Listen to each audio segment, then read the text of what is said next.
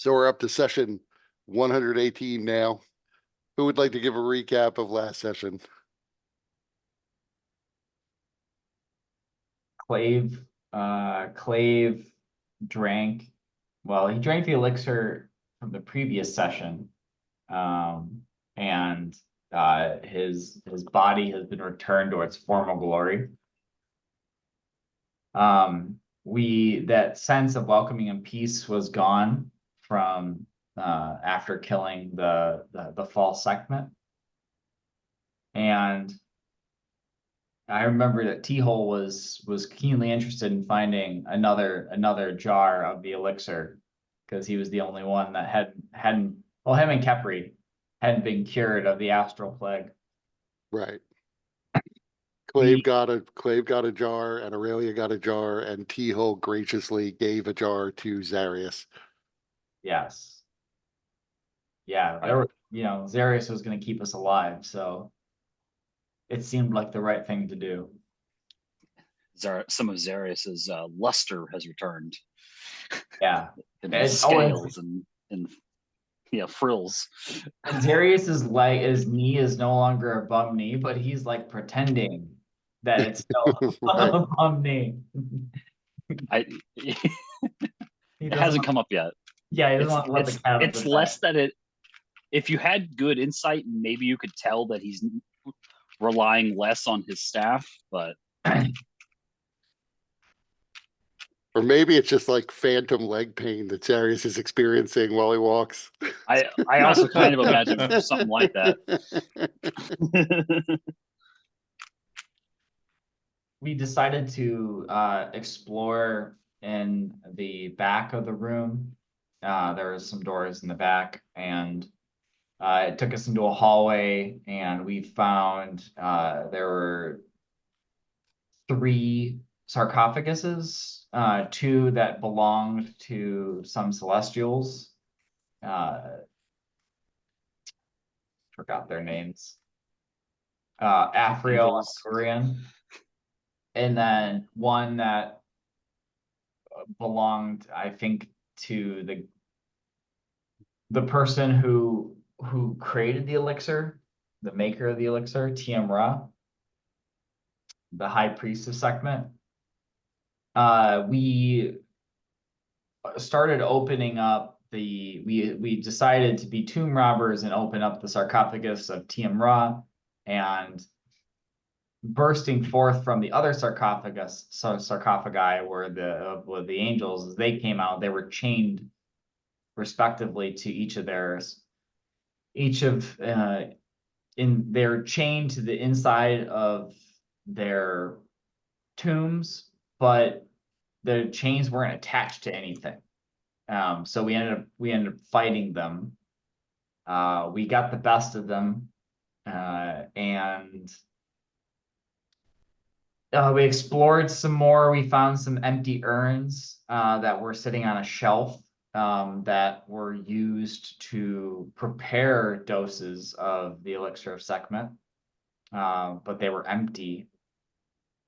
And then as we were leaving, we saw some torchlight, and we saw or heard some dragonborn, and we were also hearing that there was a lot of rumbling coming from like the main room we were in. I think we guessed that Kveatok was down there. I don't think it's been like directly confirmed, but we have a pretty good suspicion that Kveatok is there, because we saw the Dragonborn. They called us God Killers or something along those lines, and ran away. Yeah, you did see one who came through. Yeah, you mean you did skip over the first room you came into when you got through the door. There was a trap. And so you and T-Hole and Zarius were trapped inside a bubble wall of force. Right. Which, the little mechanical thing, I had to really look to see why is wall of force there and force cage? Because if you could just trap people in wall of force, Force Cage is a higher level spell. The only good thing about Force Cage is you can't as easily teleport out of it. That seems to be the reason it's a higher level spell. That's what was confusing me. Like in part, I was thinking that Wall of Force probably can't be used like a Force Cage, but I guess it can, and it's just you can't. You need to make a save if you want to teleport out of the Force Cage. Interesting. Well, Clave busted us out of the force cage with disintegrate. Right. Disintegrate spell. Or the wall of force. So Also, fortunately it the was room resolved quick. yeah, the room in which you found the urns uh also had a number of like large storage urns and vase-like structures and shelves and a big boat in the middle. It was clearly just filled with grave goods of the sort you would find in sort of ancient tombs in case the Tiam Ra needed them in the afterlife. They were there. What do you mean in case?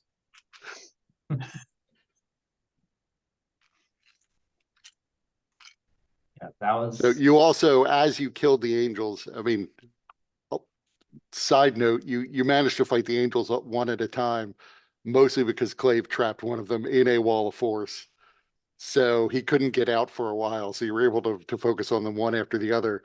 As each of the angels died, their spirits were sucked away by some shadowy figure who just appeared for an instant, collected their spirits, and disappeared. On the second occasion, when he killed Afariel, or when you killed Afariel, he did say that you were very helpful to him and that you should charge for your services. that's right. And yeah, we have not figured out who or what that is. Though T-Hole would suspect that it's TM Ra.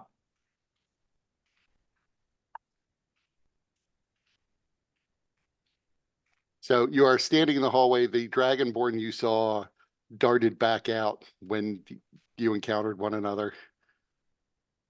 You do hear what sounds like two slamming pieces of metal being dropped probably to the floor, but it sounds like a giant piece of metal. Is this coming from like the main room?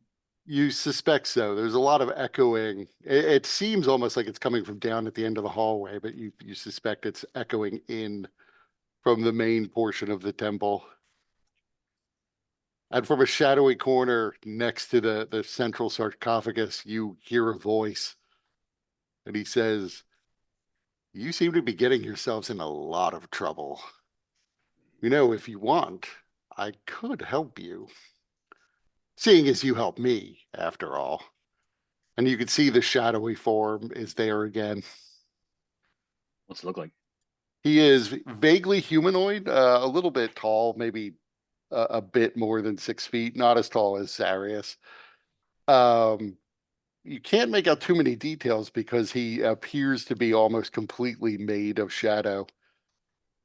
But as he steps forward into the light, the shadows disperse around him, and you see he is red skinned, uh, looking for all the world like a tiefling, but you can feel coming off of him an aura of power and dread that makes you think he's probably not a tiefling.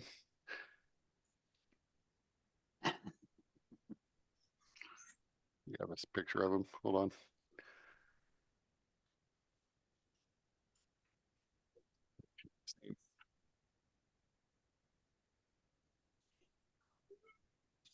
And he introduces himself as Ashmedai.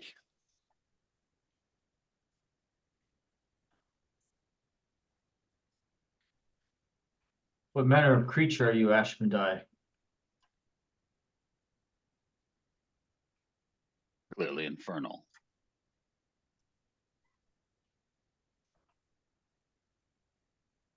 I am the devil in charge of wants and desires.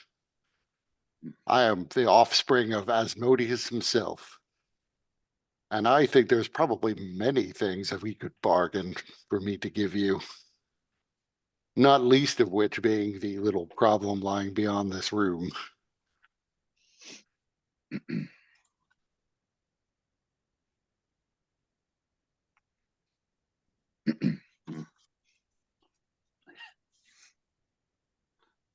I'm having deja vu.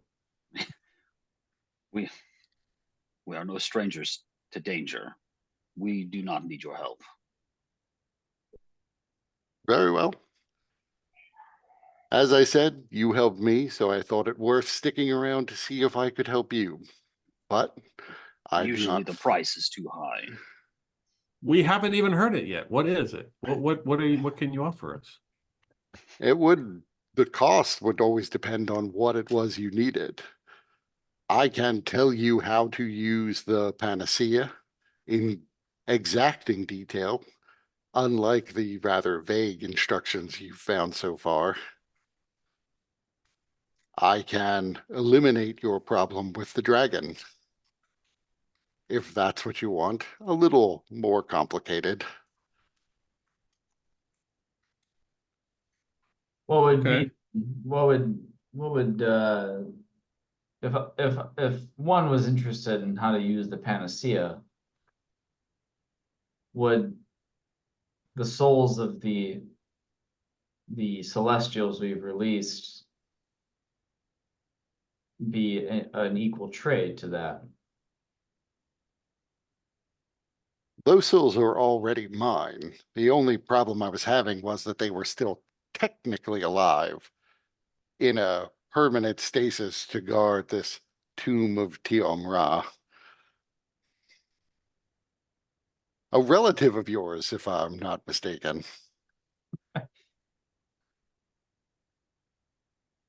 I don't recall, but that sounds about right.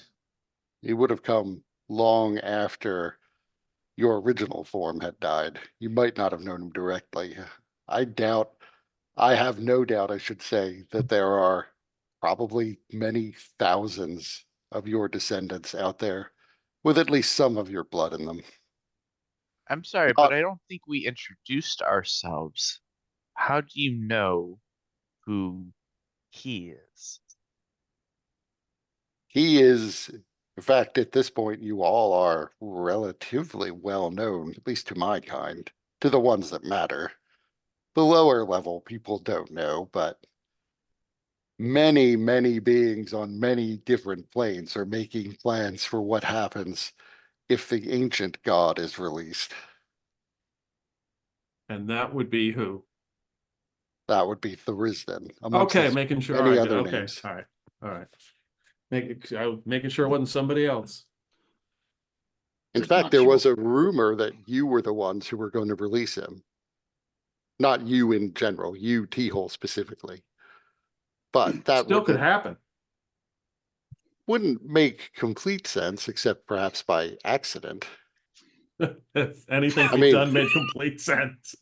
Look who you're talking to. Well, T-Hole's that whole was- reason for. Go ahead. fun. I was going to say, he continues on to say, T-Hole's whole reason for obtaining immortality in the first place was to attempt to prevent the return of Thurisdan. He just didn't think he could do it in one lifetime. Really? I look at T-Hole. Really?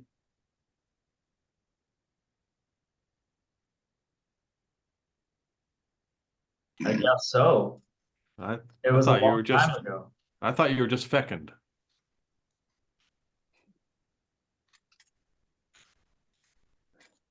I don't know what that word means. It's a human word. I am also that.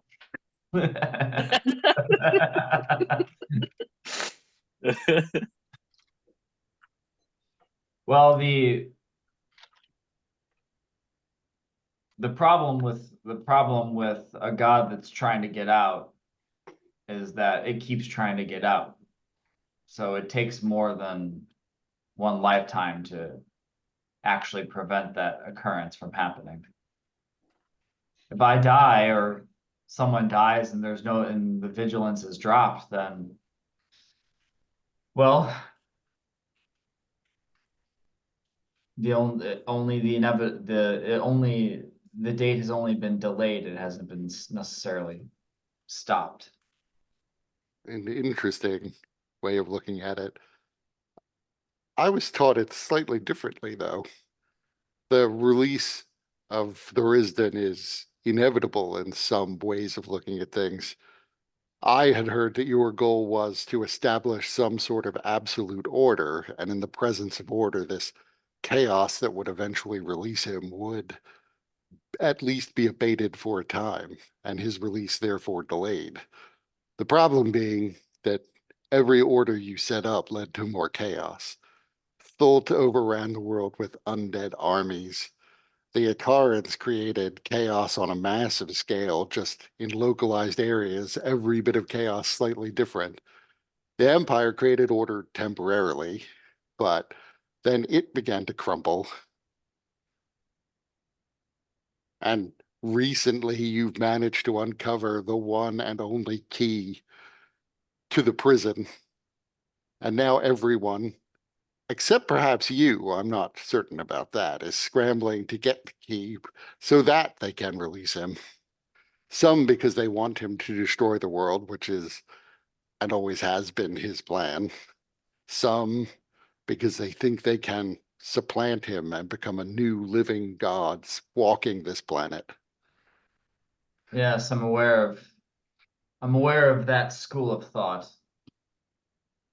It's, unfortunately.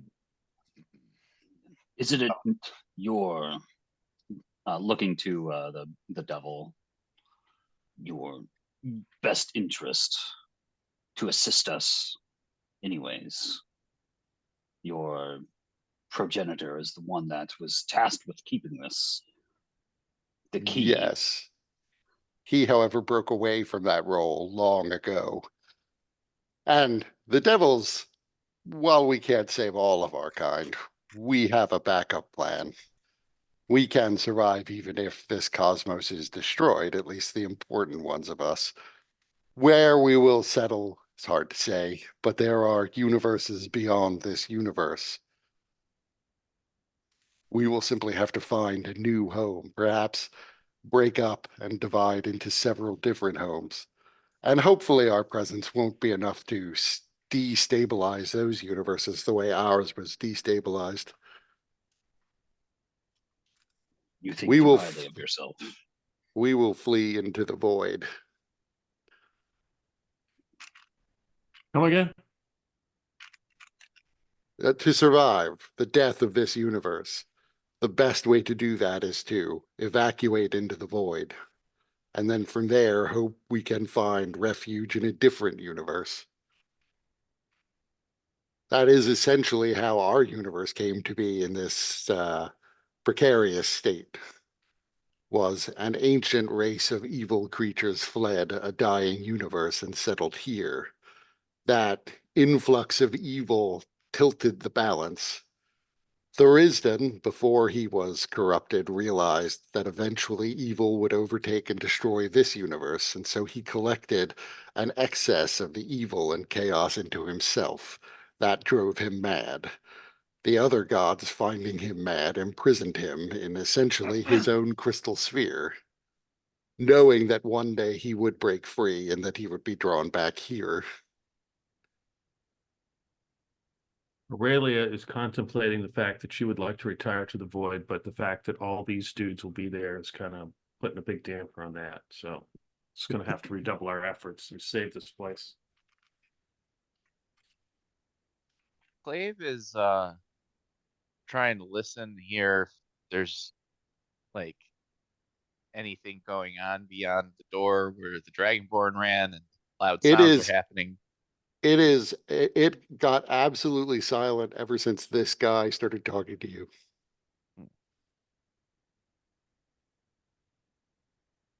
Well, if you don't need my help, then I will withdraw. And he's Well, when you say help and you say deal with the issue that we have with the dragon, what do you mean? How would you deal with it? there are any number of ways. It would depend on what you wanted expressly. For now, I have created a bubble of the astral plane in here. And that means time is not passing in our little bubble.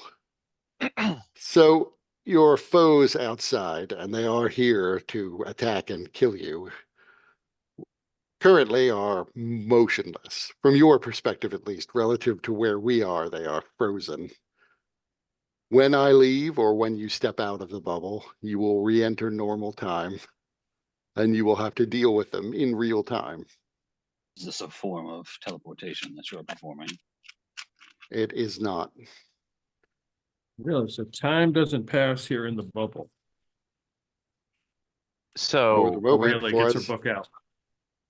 for as long as I continue to concentrate on the bubble, yes. Got some reading to do. How long can we stay in here? I mean, I don't have to deal with the dragon problem. It is within my power to grant you any wish that magic will allow me to cast. So when you said they're enemies or whatever outside, are we just talking about the dragon and his minions, his worshippers, or there are other new It is just adversaries? the dragon and roughly a dozen of his dragonborn. Okay, the crazed just a dancers. dragon. The dragon, I will say, free information for you, is currently shape changed into a dragonborn. But he will probably at the start of combat also cast an anti-life shell. That should make him easy to identify, but it will also prevent people like T-Hole from getting close enough to attack him.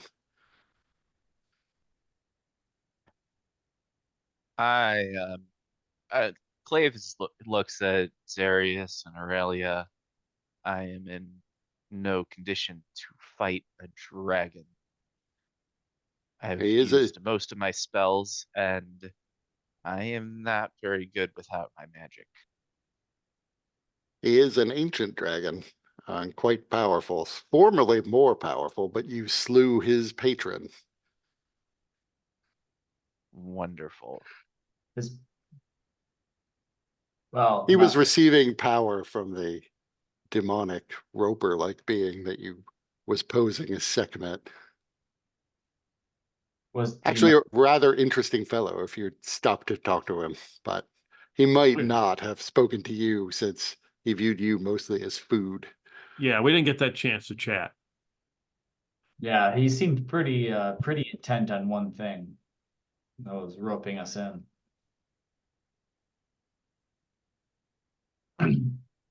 Well, Wait, Did was he- he trying to rope us in because he wanted to talk to us face to face?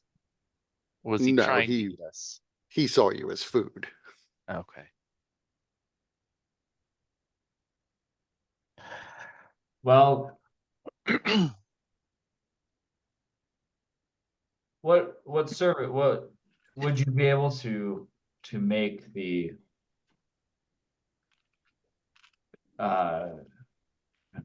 would you be able to make Kaveatak just be elsewhere? Move him onto another plane? Have him get stuck in the astral plane? Make him not be a problem? Technically, I could do that. But he might make the save. I'd have to do it several times before. This is a dragon, of course. Conveyatok might be difficult to move from this plane. I certainly have a very good chance of being able to move him, but I doubt he will volunteer to be moved. And If he we were may to fight against me. if we were to ask you to kill him, could you?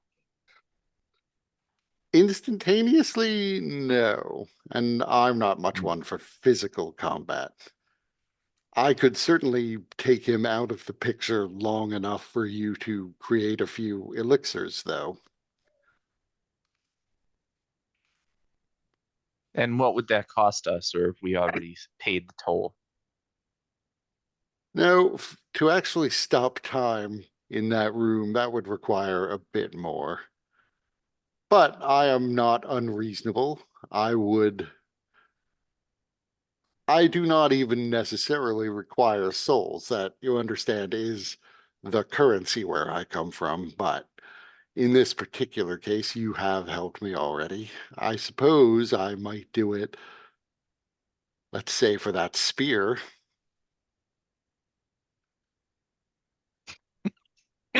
We've already lost one powerful relic to the dark side. Right. Yeah, but Clave wasn't here for that. And I'll be damned if I let Mike do it again. Just try and stop me. No, please stop me.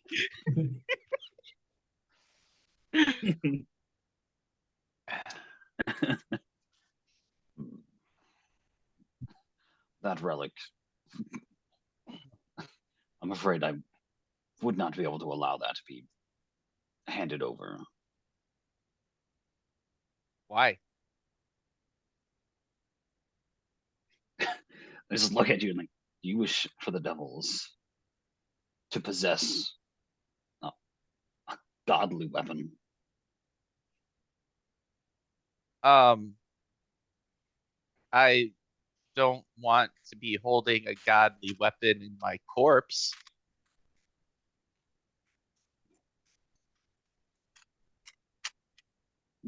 Perhaps I should suggest what I would give you simply for the service you've already provided.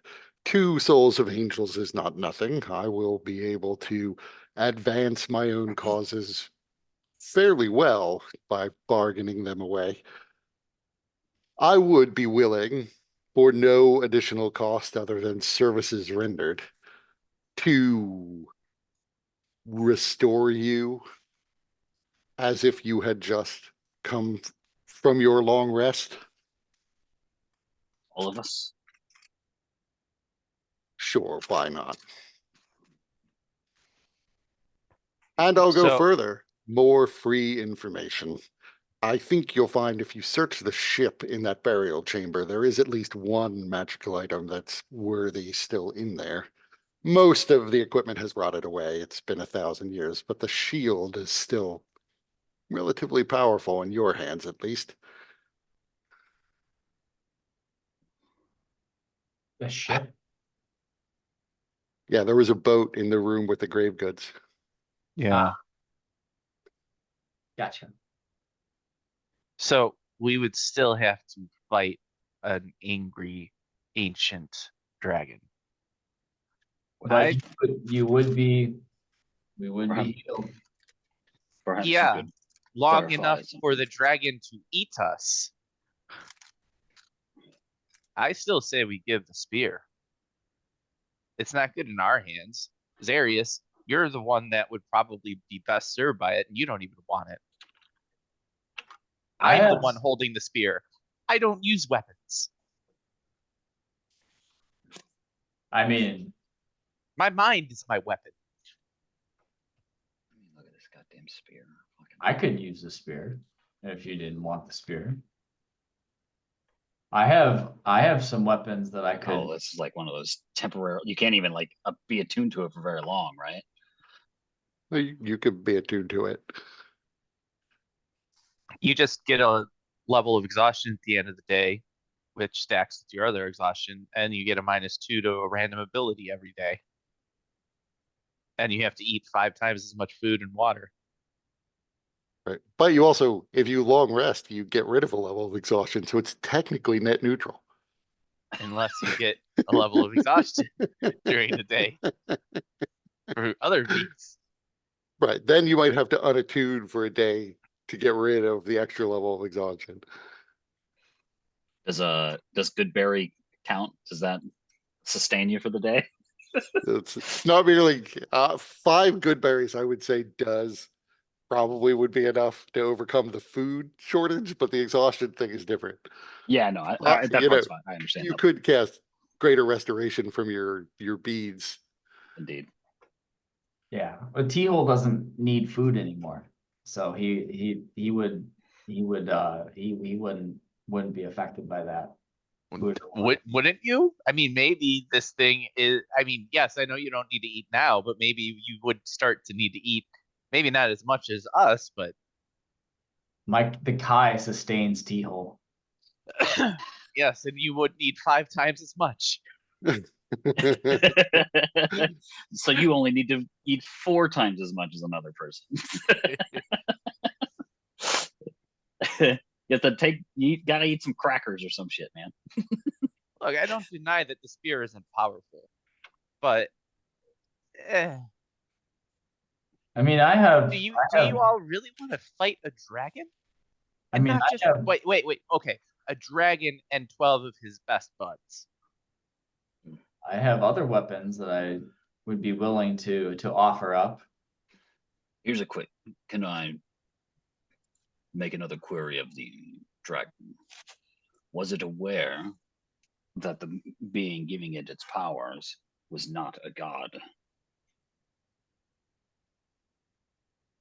It had its suspicions, but I wouldn't say it was fully aware. The being that was pretending to be Sekhmet was continuing to maintain the ruse, but as far as I understand it, the dragon's very clever and would have wondered, for example, why Sekhmet would be confined within this temple when the other gods aren't living in their temples down here.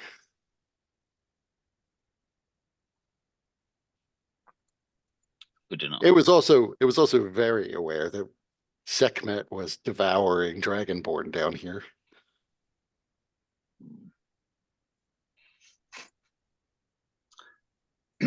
What if we could?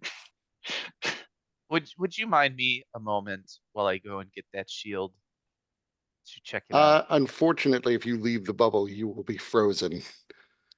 Yeah, okay, I won't do that. What if we could convince it to make a pact with you? I don't think it's interested in talking. And I'm not necessarily looking to engage new warlocks right now. But it could be a quite powerful one. It could be, but it's also sort of content to rule its roost here. Dragons are unusual creatures in that regard. They're usually fairly sedentary and not as interested in affecting the world as I might wish it to be affected. And besides, at this point, we're kind of expecting to have to flee this universe. I am currently ignoring the petitions of many warlocks. Guys, we have our ticket out of here. We can give him the spear. We can make more of these panaceas, heal T-hole, and your little pet, Zarius. She's no And pet. regardless, we could be on our way. I And still forgot about have the 4 of these. forgot about the Demonwood staff. Is Teal really carrying 2 staffs? Yeah, he's held it this whole time. Teal has like a golf bag on his back.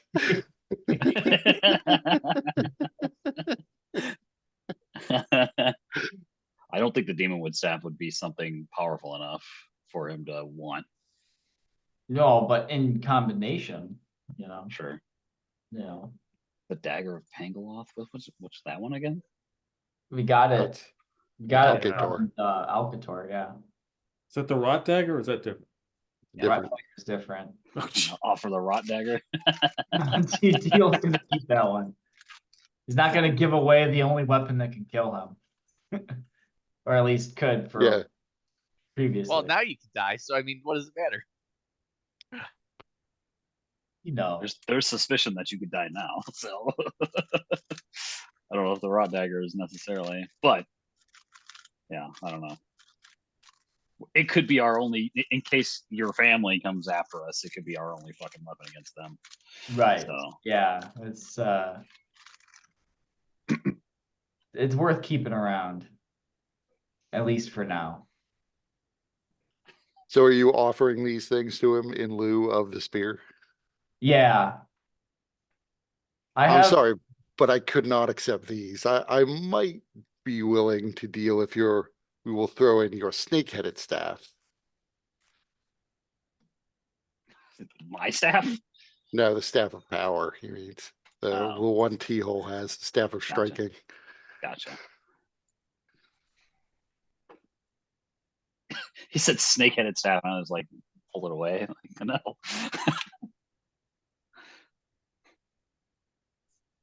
Well, I mean, I wouldn't be opposed to I wouldn't say it's off the table. If it means that we could apply your services to freeze time in the other room so we could have some reprieve to get some elixir made.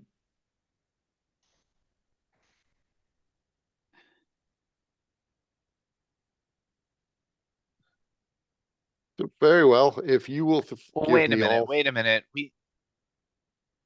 We also, so not just to freeze time long enough for us to get the elixir, but also to get away, right? That's what you would be offering. I just want to make sure that we're clear. It will only take you once I explain the process to you, and thankfully the dragon has done some of the work already, but it will only take you a few minutes to create elixirs. And then you will have another 50 minutes to get away, which should be time enough for you. Yes, that'll be plenty. Especially if we are able to windwalk our way out of here.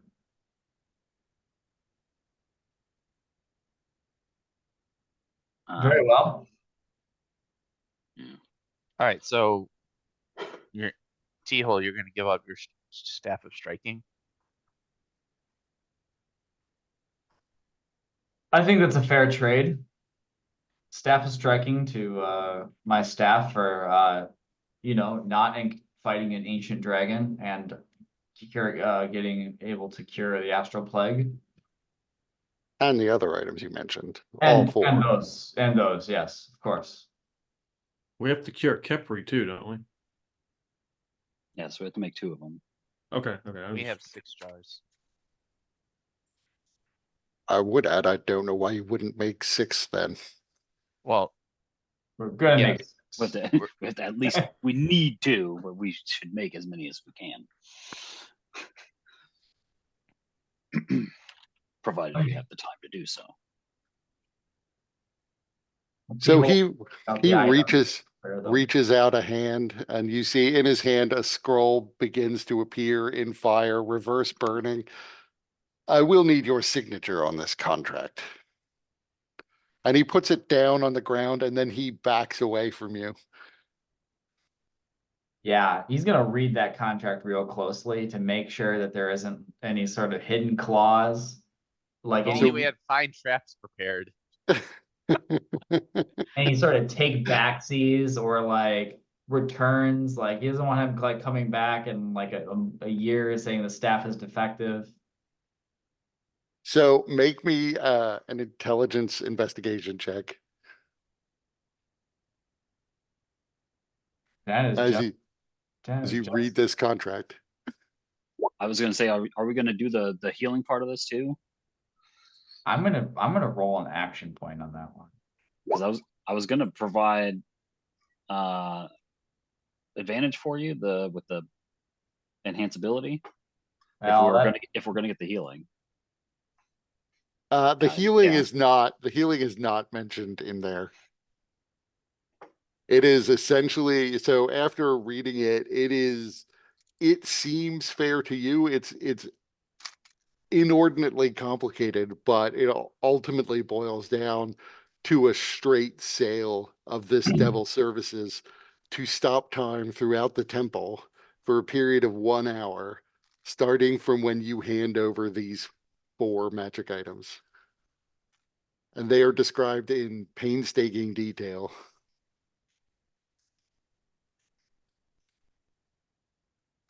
Should you confirm the our healing aspect. It's not part of this specific deal that we still get that.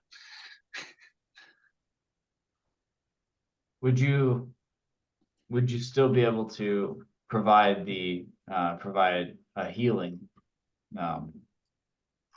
healing for us? I had thought of that as part of a different offer rather than as part and parcel of this one. So I would require more to also heal you, especially if I were going to heal all of you.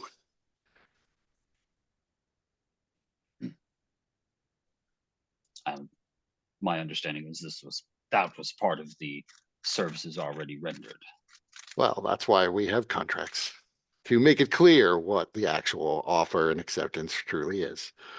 Indeed. So perhaps we should make sure everything that has been discussed and understood is present.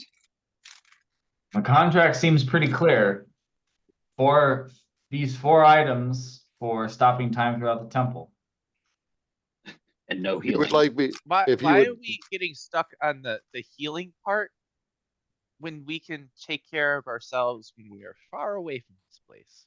In one of the many miles of desert where I can set up a labyrinth that will last as long as we need. Because he is a devil. So what? I mean, this deal Why seems pretty fair. why are you latching on to something so small? We will be able to get what we need. We will be able to leave this place. We won't have to fight a fucking dragon. We won't have to fight that dragon. This Do you does think not another ensure that dragon's just gonna pop out of nowhere and attack us? you have not met with many devils, have you? They are devious. What would it? What sense does that make to assume that he would just have another dragon on standby? That I'm he's not like, saying that oh, we would have. you don't have to It's fight not this one, guaranteed but that you we will will not fight this face one. an even greater danger once we have left the area. We Glaive looks at the should. devil and says, "Do you see what I put up with?" he does laugh at that. I am happy to add a codicil that would say that I will not launch any additional forces or dragons at you once you leave the temple. I don't. That said, expect you- I can't Perfect. prevent Kaveatak from eventually trying to hunt you down. I don't know that he has the power to track you through the desert. Well, I think that's just a risk that we take by avoiding a confrontation today. I'd rather be All many I'm miles saying- away running from a dragon than having one right in my face, about to breathe fire or whatever toxic, caustic substance In that 1 it hour, emits. that dragon can fly very far. Can he fly as far and as fast as we can in our windwalk ability? Is it active right now? I don't remember. It is I not. don't- yeah, You rested, and so you could cast it again, but you haven't yet. We have an hour to do that. Plenty of time. I'm saying is just because this specific danger is dealt with does not mean that we will not immediately encounter another. What harm would it be to add the clause that would allow this creature, sort of gesturing towards the devil, to also ensure that we are fully rested? Well, it sounds like it will require It's gonna jack up the price. more things. We have already paid the price. We have killed his angels and ensured he had received their souls. And I have accounted for that in the offer that I've made. You devilish bastard. I mean, unless there are more things that you are able to offer.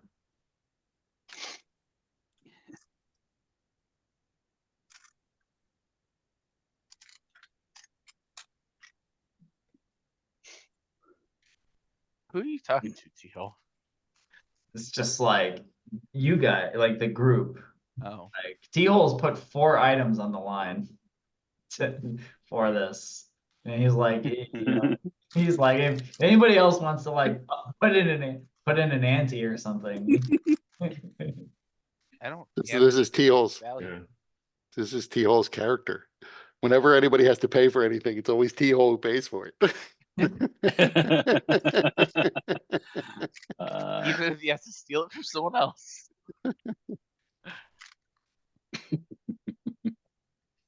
I think do I still have the manual of the golem?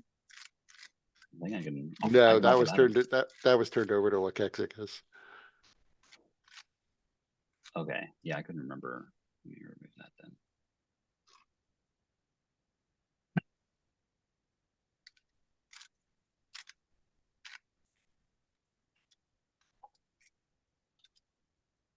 I'll make you another offer. I will grant you all the healing. And I'll see to it that once you leave the temple, once you're done in the temple, I will transport you all back to your universe, which is where you actually need to be if you're going to go after the Pasha of Ifrix. Assuming that's what you're doing. Seems everyone is converging on the Pasha's location.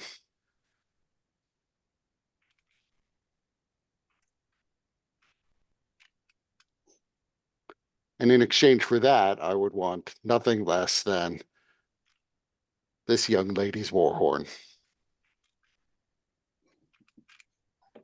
Say what?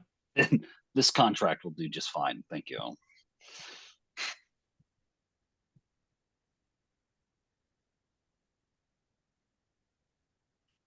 I'm content as is, although I do appreciate your generosity on the second offer. Well, it's nice to be appreciated. I am hoping you are able to thwart It's like- those who would free Thurisdan. As I don't necessarily look forward to having to drift through the void looking for a new home. Seems like you Well, should. you may get there and like it. I mean, that's what I did. Not bad. I We was do appreciate the fact that you just didn't upright attack us, thinking that we had the whatever the the one. of eternity's doorstep like every other a-hole has done. So thank you for not doing that. I assume he already knows who has it or where it's at. Exactly. So he didn't attack us. So thank you for not assuming we had it. Or we're going to get it, or we're thinking about getting it, or whatever. I think by now everyone is aware that you don't have the wand of eternity's doorstep. I don't know that everyone was aware who had it. But as I said, everyone is currently converging on the Pasha of Ifrix, as he now possesses the wand. And is he going to free Thurisdan then, I take it? He will take the wand back to Imix, and Imix will free Thurisdan. Imix being one of the ones who was hoping to absorb godhood directly and become a living god. Wait, Just-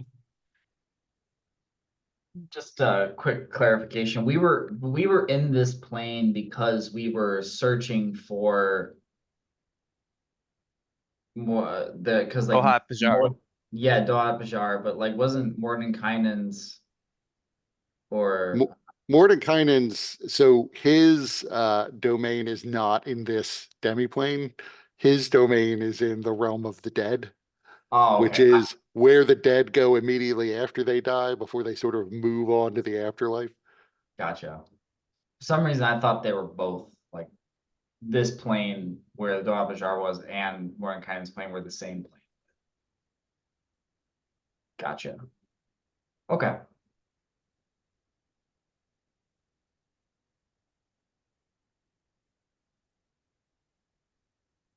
So then I will freeze time and nothing else. And I just need your signature on that contract. And he points. The contract is still on the floor. So I know you picked it up to read it, so Yeah. you have the contract. Yeah, assuming it's all in good order, and he's read it through and it's just a straight it's just a straight sale and exchange of these items for these services. T-Hole signs the contract.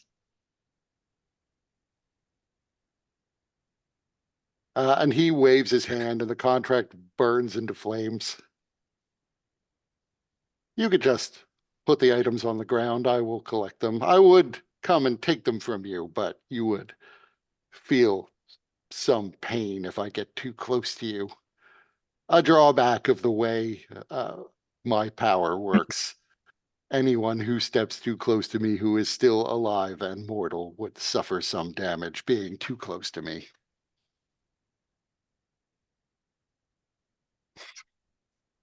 Very well. But which dagger face? A third dagger face. He's just a new. His face becomes daggers. Fools! I am Daggerface. I am the original. All the others are but mockeries. I was Daggerface the whole time. I'm the most Daggerface of all. So yeah, T-Hole sets down the items and And you see they fly up and float over to him, and touching them with his cane, his walking stick, they all disappear. There. Time is frozen throughout the temple. I would suggest someone go collect the shield I mentioned. The rest of you I will meet in the main temple and I will show you how the panacea works. You'll need the canopic jars that you found. Clave will hand them over to somebody and go get the shield, since Clave is the only one that can identify it. I'll grab him. Okay.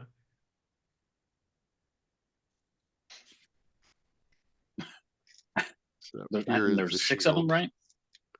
Yes. So I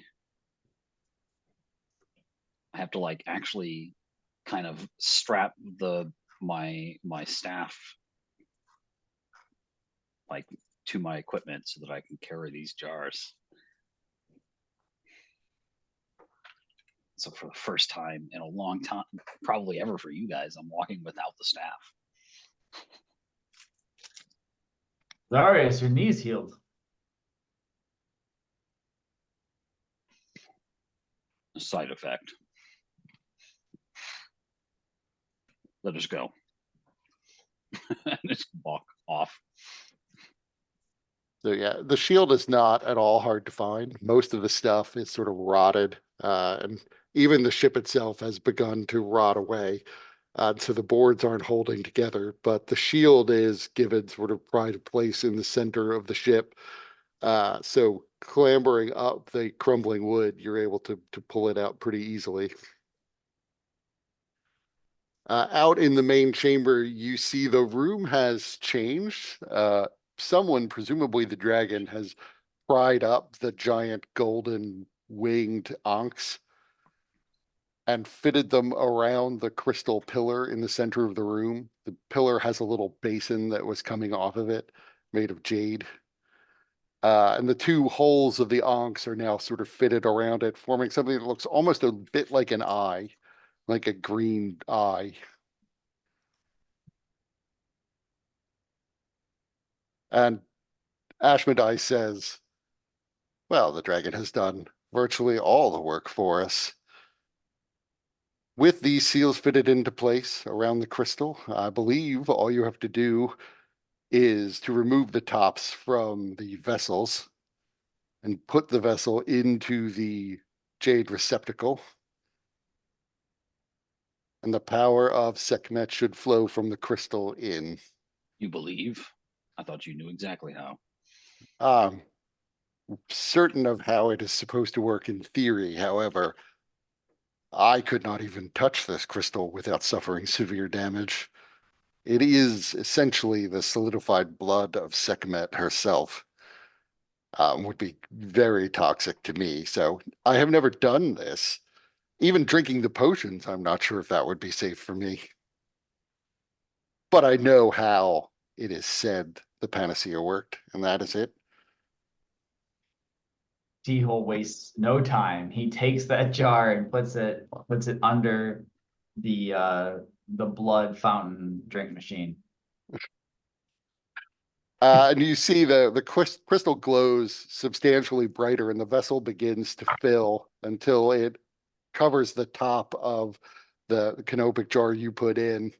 The liquid, which you realize now is sort of a blood red, seeps over the top and all seems to pour in, eventually climbing up the sides of the vessel itself. And the vessel seals automatically by magic. It takes about a minute for that to happen.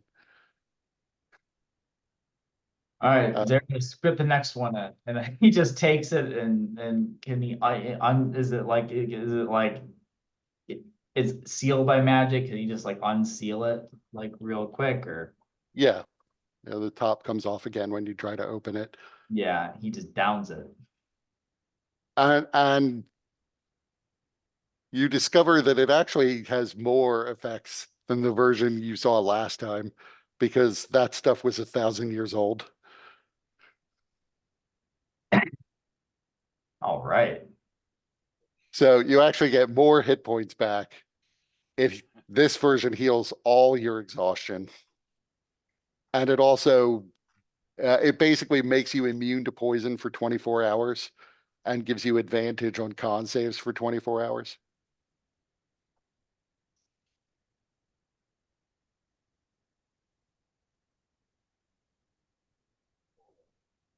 Nice.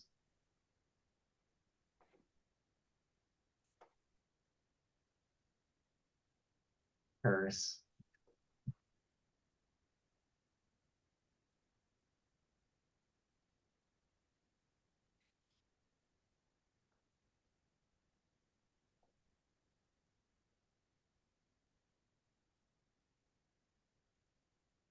So yeah, presumably T-Hole is feeling better.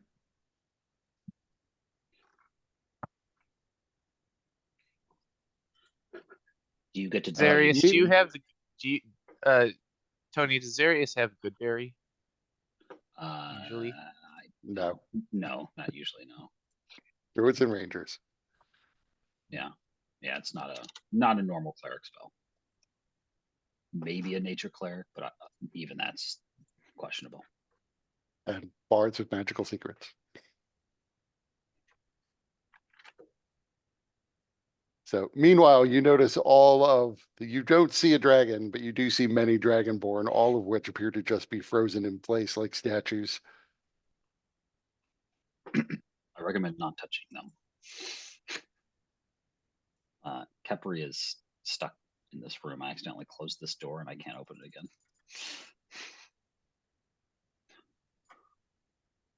But I don't, it probably won't matter, but just in case. Because she'll need to have some of this. Surely she doesn't need to drink the whole thing. Nope, She's that's so how it tiny. works. Okay. She'll Microdose. fucking burst.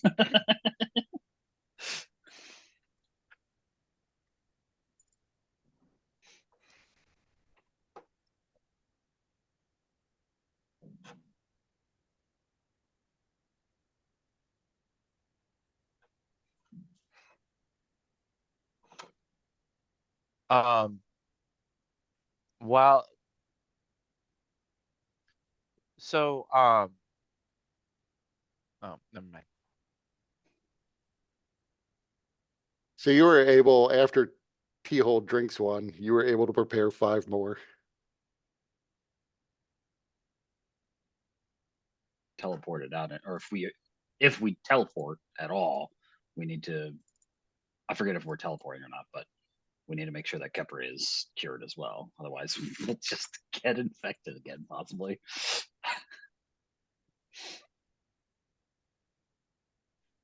Yeah, so give one to Kepri. Done. So you we'll have have 4 more. 4 remaining. All right. So we are all cured. Perhaps we should each carry one of these for use in case. I mean, the canopic jarbs seem a bit fragile. Maybe it would be best to carry them in the massive bag of holding that we have, which we can now utilize without consequence. I mean, I would say I don't tend to, you could purposefully break potions if you wanted to, but I assume all potions are in these fragile little potion bottles that somehow survive every fall. Every combat. Every fucking fireball. And, Yep. It would complicate the game a bit much if we rolled like breakage on all of your equipment every time.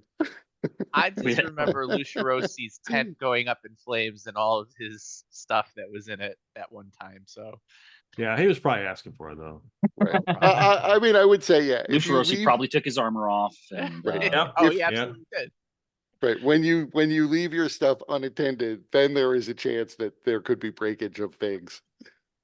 a lot of spells they purposely say if it's not being worn or carried, it gets ignited. So Right. I mean, I would say I can imagine there might be an enemy who is smart enough to purposefully target equipment. Like if they know you're carrying a bag of holding, arrow to the bag of holding. mhm. But that would be rare for them to know exactly which bag is the bag of holding. I thought it was pretty obvious that it's got a fucking face on it. Every adventuring party should carry false bags of holding for that reason. Right. All bags look like bags of holding. It's like that. It's got to be that one. It looks like it weighs 15 pounds. Those other ones seem super light.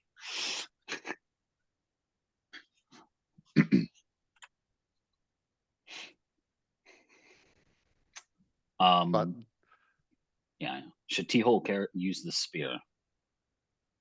Might be useful.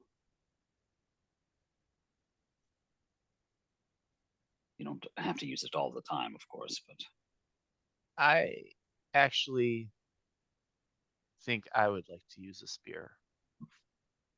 I know that sounds strange, but examining the spear and the magic, it also grants access to some powerful spells.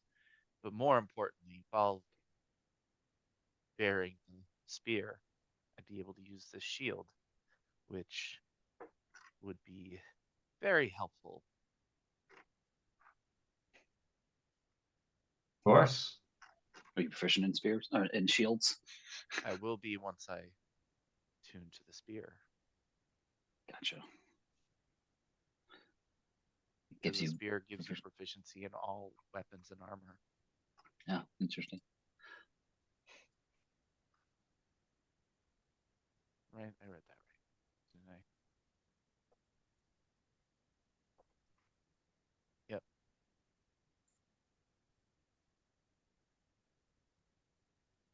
Well, we should not we should not delay any further or any longer than we have to. yeah, the devil walks up to this gold dragonborn and says, "This, by the way, is the dragon, in case you were wondering. It's hard to tell. It is a perfect disguise, though the dragonborn is quite a bit more massive than you might expect from its size.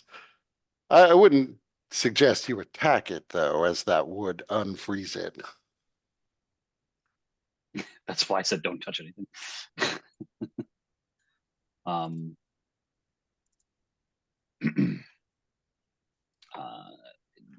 I forgot the other. What? So after we did this part of it, what was the next part of of the deal? Oh, You have another 50 or so minutes to leave, Hmm. but he's frozen time for, he's done his part. He's frozen time Yeah. for an hour. Okay, yeah, I just make sure that was okay. That was it. All right. Let me perhaps apply the windwalk to us now. That way Yes. Yes. we can depart do that. at a rapid pace. I'll begin doing that. The devil raises a hand and says, "Best of luck to you all. Hope we meet again, though that is far from certain these days." And he turns and walks off to the nearest Inside check. shadow, Did and then he did he mean vanishes. that? I don't know.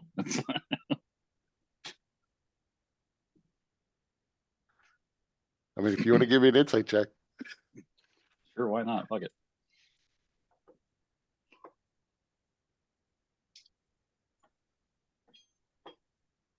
It's not often I get to flaunt a +10, you know?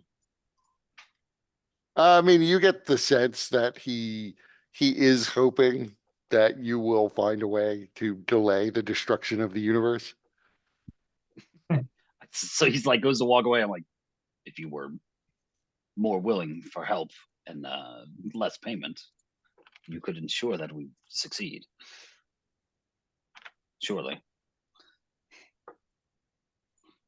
Yes, but there are many others who could also offer you aid in exchange for your saving the world. I feel as though you're motivated enough without me giving you free services for me. And I have a backup plan. Perhaps. Yeah. A great hero's favor is always something. You Find some mean great heroes. you would like me to give you services in exchange for some future promise for you to help me? Maybe somebody might make that deal. I don't know. Zarius, I think we should. No, yeah. I I'm not know a making guy. any deals. We're fine. I know a guy. He's not in here the right void. now. I know a guy in the void. Just saying. I know somebody in case, Yeah, it's true. I've been there before. It's not great. Don't let him tell you that. It's a wonderful place. Oh, and some sad news I suppose I should report. Your friend Daggerface has passed away, and so now he resides in hell. Perhaps if you save the world, you can journey to the hells to save him.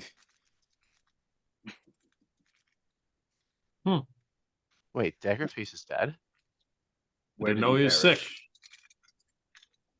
Was it in that attack on the city? I don't remember that city's name, but it's been a long time since we were there. Luciano. No, it wasn't in the destruction of Lucianum that he died. He died fighting against the Empire.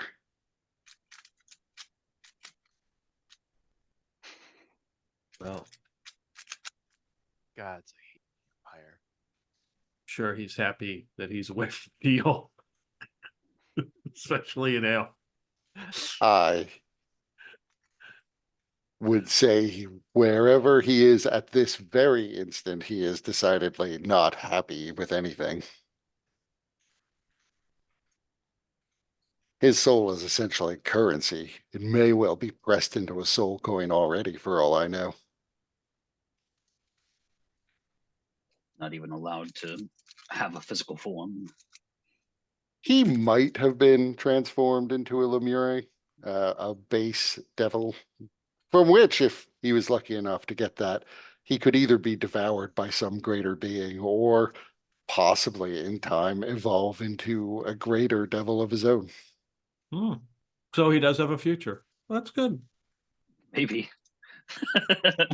If he hasn't been Wait. devoured, which is the fate of most Lemure. Indeed, most soul coins are eventually completely consumed. Wait, I don't understand now. Daggerface was a hero. He is the one that recruited me into the adventurers that joined up with you. Prior Well, to you. clock is ticking, and we probably should go. Oh, I'll extend the time long enough to explain. Okay. Oh, really? The Prior great to your- irony, the great irony is Daggerface was a hero. Most of his life was spent perhaps only wishing to be a great hero, but he always, in his own way, persevered and overcame great odds to do what he could, meager as his powers were most of his life. He put himself at risk time and time again for others, including when he sacrificed himself to make a deal with the devil, I believe at the suggestion of T-Hole.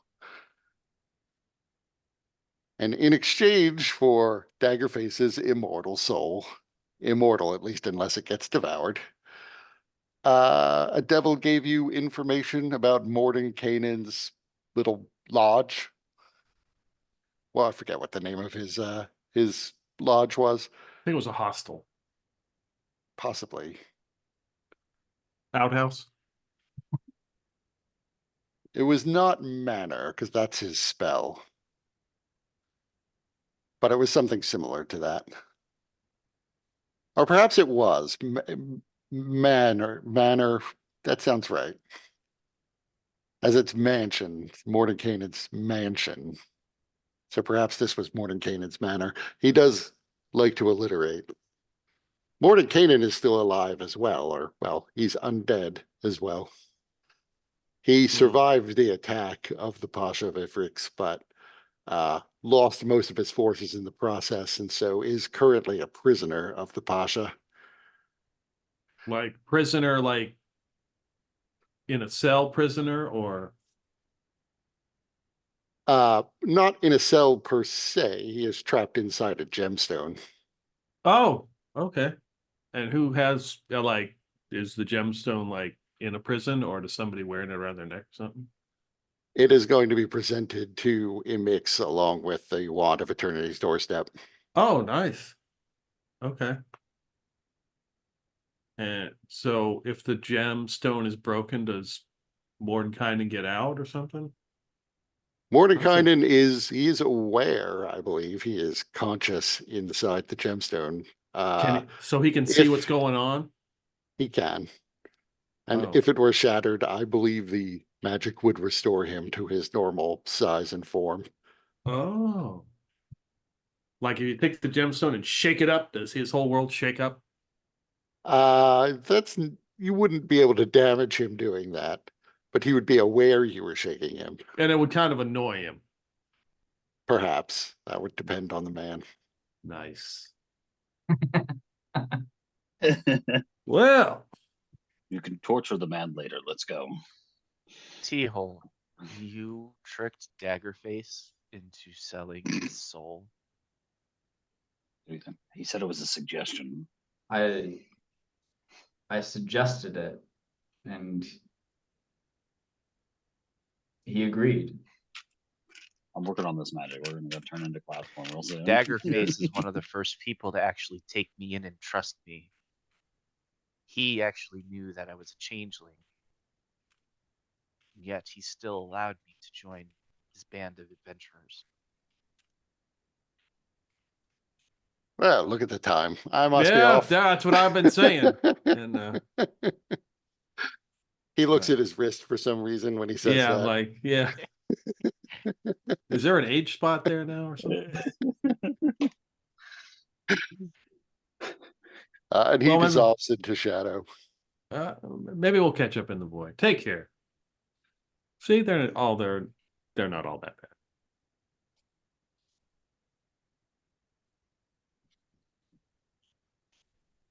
It was always my intent to try to get him out of that deal. I was hoping. Right. Yep, absolutely. Yeah. Windwalk. Where's that Before he windwalk? Come on, died. let's go. I'm working Zaris. on it. I'm working on it. Get I don't know that how long shit it rolling. takes. It takes like a minute to cast. So Yep. But it looks like that process is going to be much He'll harder. be fine. I can't imagine anything going wrong. I mean, he does have incredible luck.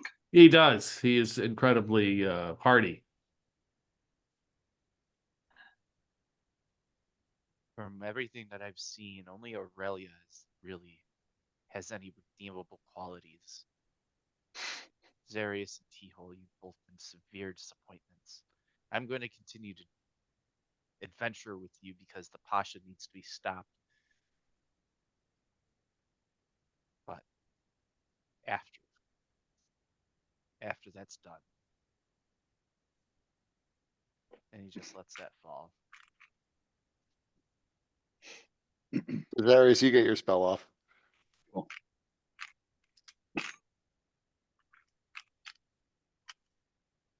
And you are able in cloud form to zip out of this cavern in less than a minute, although it took you about an hour to get in.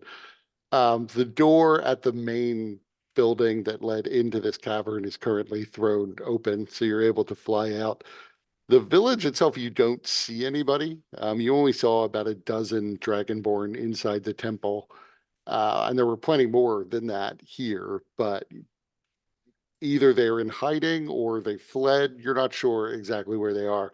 There's no sign of any sort of like hasty retreat, no bodies, no sign that there was any trouble at all. It just suddenly looks deserted. Got no Maybe no reason to crime. look. Let's So just they're go. off. They're off dancing somewhere. Or they had a dance competition. Might have been all illusory. So where are you flying to? Just away from here, I think, at the moment, right? So Yeah. which direction? You sort of traveled, so you had traveled southwest, sorry, southeast down the river, and then eventually had to turn north when you got to, essentially this part of the river that was closest to these ruins, to the cave. So the only place in which you know for certain that you can cross back over into your universe, into your plane, is way up near the Great Colony on that mesa that you were on. Well, we do still have the Ursat's Eye. So once we get far enough away from the Wat Pajar, we can reform and see if the eye shows us any possible route back. So how far away are you getting? Uh, perhaps we travel for an hour. How about 3? Yeah, I mean, it's fine. But either way, I think even an hour, we're pretty far away from the dragon if he wants to try and come at us. So, and that thing lasts for an hour too. So, I mean, we used up, I don't know how much, 20, 30 minutes perhaps of time. Oh, you didn't use up anywhere near that much. It was only about 10. Okay. Yeah. I'm sure how long that conversation went. And it's gonna take some time too. It looked like it was preparing to try to make elixir so that it could potentially bring it back. So like it might be focused on trying to bring the false segment back. Do you have any canopic jars though? We took them all. Well, unless he had some already. I like to think that he thought there would be some left, and when he sees that there's not, he gets real disappointed and real angry. Yeah. He's got his crate and barrel catalog out. Order some more. Bitch. There's that one weird store at the mall that sells like other countries. Yeah. Yeah. Yeah. So I guess we're heading towards the mesa, because that's the only. And we're gonna head that direction, I guess. But I think the idea is to see if we could just cross over before then. So landing, you hold up the Ursat's Eye and look around you. You're basically not that close to the river, but we'll say you're near like the scrub grassland. Someone roll me a D1000. D1000. Can't even roll that in D&D Beyond. Higher is better. plus fudge. Plus fudge. Fudge would be good right now. Do people see the Fallout show? Yes. It just reminded me of the line. There's no fudge here.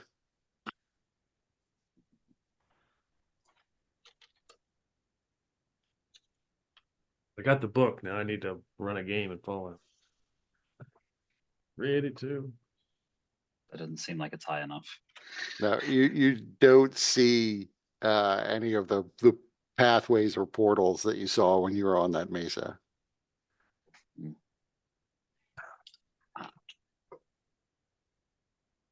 Alright, guys, I'm not seeing anything through the eye. 1, 2, 3. It's a shame we have 5 individuals here. 'Cause I bet if I could just banish us, we could get there. But I've got 4 spell slots at a high enough level to cast it. I need. Wow. There's 4 of us in Kefri. Can we get away with resting? Maybe, but I would assume to continue our flight away before resting, Right. and perhaps every once in a while set down to search Well- for paths out. We're free of the curse. Why, Indeed. Aurelia, why don't you just try to teleport us? I mean, we've been to the mesa. It's It's- gotta improve the accuracy of the spell. Yeah, well, you know, We're missing that get inside of the city again. just like kind of there's sort of short on that magic at this point. If you would call it, if you were to put it into slots, I don't think I have a particular slot for that spell.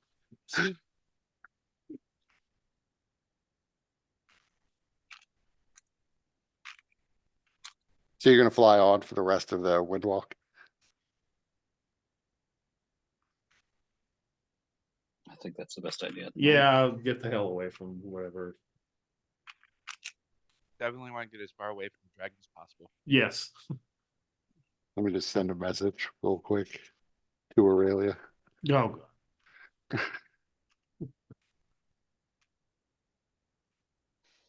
sure it's nothing bad. Yeah, I'm sure it's fine. Everything's fine. How are you? Everything's fine.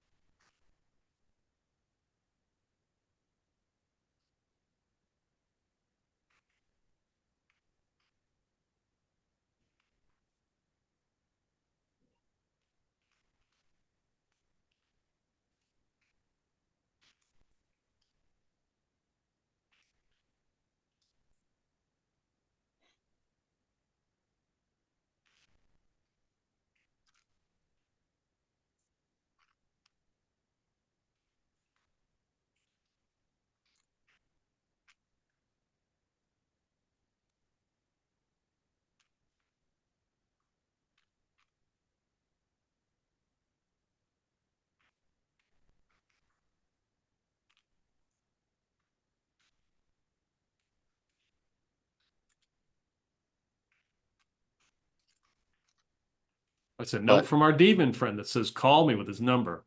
Come on, man. God. Oh, yeah.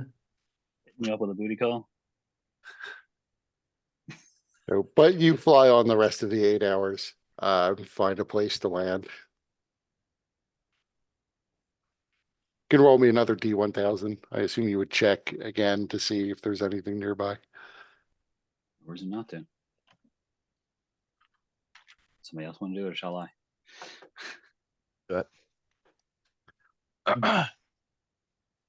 I got it. What's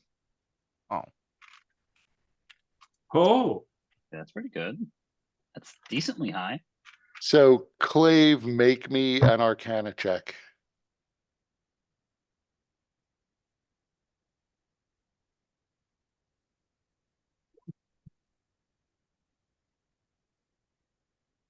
So I will tell you what you see.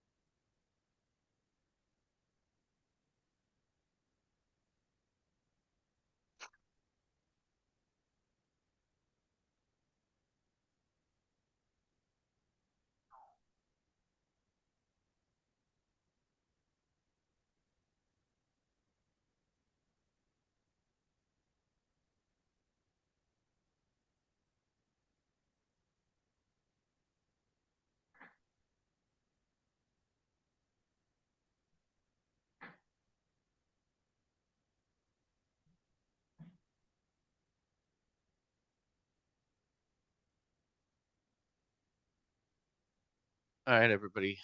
So I am seeing a path, but it looks different. The energy is of a different hue. I don't know if that means anything, but it may not bring us back to the proper plane that we're looking for.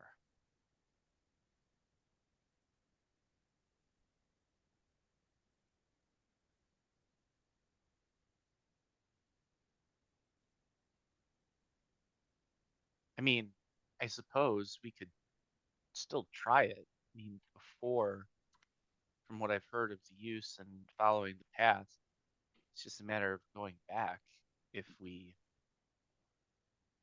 find that it's not correct. At the very least, it could be. Are you able to determine if it's one that is innately dangerous to us?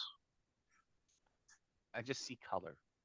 Hmm. The energy that we followed connected to our realm is golden. This is blue.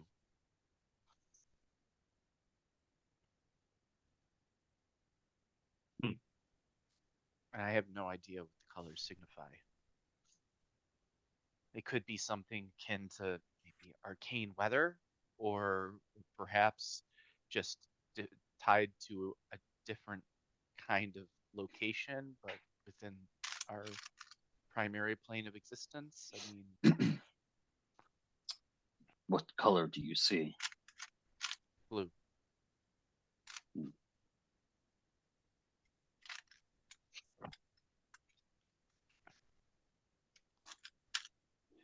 All day and all night, everything that's blue inside. I think we should. I mean, I am open to going down this path. It may not be useful. It could be more dangerous than where we currently find ourselves. I mean, I mean, also if it unloads us in plane of fire or the plane of water, I mean, Indeed. or if it took us to the void, I mean, that would be Wonderful. I don't. Is it possible to travel in that way to the void? This I do not know. I don't know. I'm not a scholar on planar travel. I've just read some of what the Itarans, some of their only the vaguest theories of one of their books on the teleportation circles. Our best What? bet may be just to rest, recuperate, and then have Aurelia teleport us back to the mesa.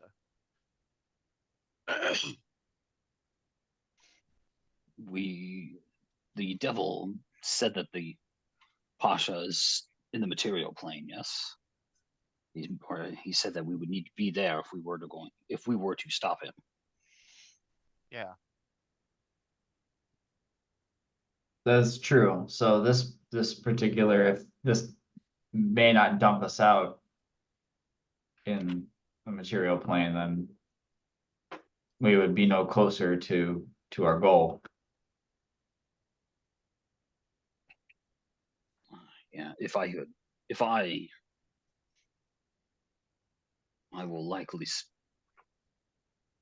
still prepare the spell. It could be beneficial for me to banish us back to the material plane. Assuming Aurelia returns to the material plane. Now that I think about it, I don't know her. yeah, but can we voluntarily fail a save? Why not? I mean, it's not technically, you can't. There's By plenty of law. spells that say you can. Right, could- spells that say you can. I mean, you could just stand there with a fireball. Like, why can't you just say, "Let the magic take me"? Like, I mean, it hey, assumes you will feel the magic encroaching upon your form and trying to yank you somewhere else, and you Hey. fighting it, right? if this were my game, I'd be like, yeah, you could voluntarily fail a save. But I don't know how Kurt runs it. Nothing says you have to dodge a fireball. Like, Right, but you also don't know. Maybe that's just an area where the fireball is just not as intense. I mean, it's magic. can What if secretly some part of you does want to try to make the save? then you make the save.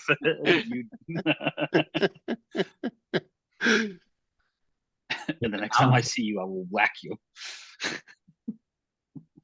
stop it. I guess that's up to Kurt. I don't know. I mean, I know what the answer is, but I'm wondering, do your characters know with respect to banishment, whether or not you can voluntarily choose to fail the save? I mean, let's have a look at it here. Let's have a look as a group.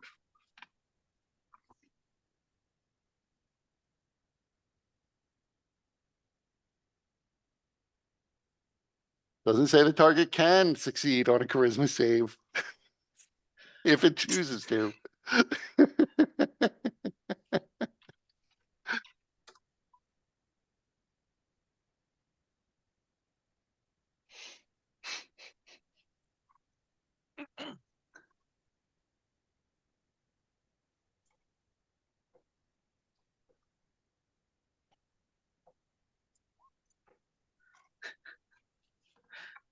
It's the same thing for fireball. So the question is, does that mean that you actually can't stand there and get blasted by a fireball? I mean, you see a wall of fire coming at you. At that point, your reptile brain takes over. Hey, you close your eyes. I mean, You just tell it, close your eyes. I mean, the wording for banishment is the target must succeed on a charisma saving throw or be banished. It doesn't say anything about whether or not you have to make a That's charisma true. saving throw. It just says you have to or you're banished. So Yeah. if you could Indeed. just choose not to make the succeed on it or not to make it. Like I said, I know what the answer is in my game. But Only one way to find out. yeah, I would say the spellcasters can make an arcana check to see if they know. Because Blake it could doesn't. vary This is by planar travel, just like he said. He's not Right. an expert.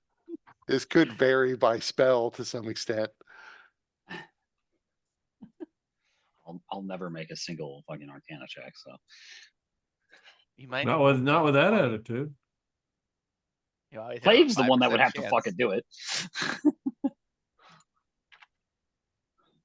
I mean, I don't know. guess I rolled okay. So yeah, you're pretty sure that if people didn't fight the magic, it would carry them away.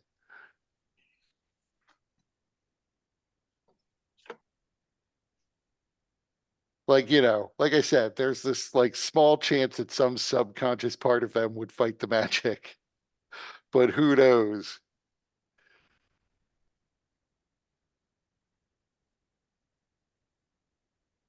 By which I mean, if anybody, I would make people roll their save, but if they roll a nat one, then something flinched at the last minute.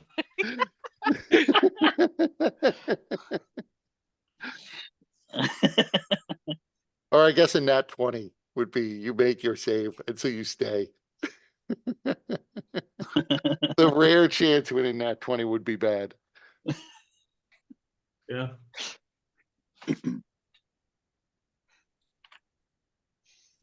All right. And as long as that person who flinches is Zarius, no problem. You just recast it. Right. I still think it's a safer course of action to just teleport back to the mesa. I mean, otherwise, if it's not Zarius, then whoever is left here has to walk back to the mesa. And it better be Clave who flinches because he's the only one with the eye.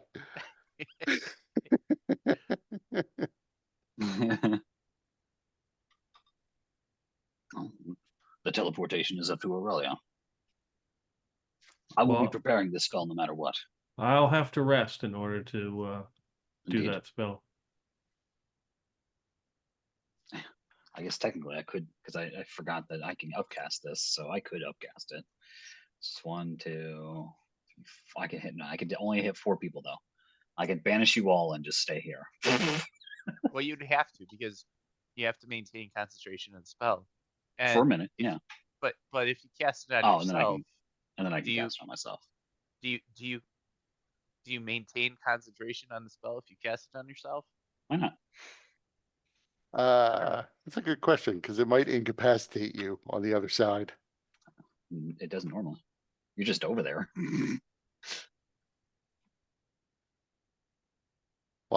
So if you're in a harmless demiplane, you're incapacitated. Otherwise, you're being teleported. Yeah, you're being transported back to your home plane.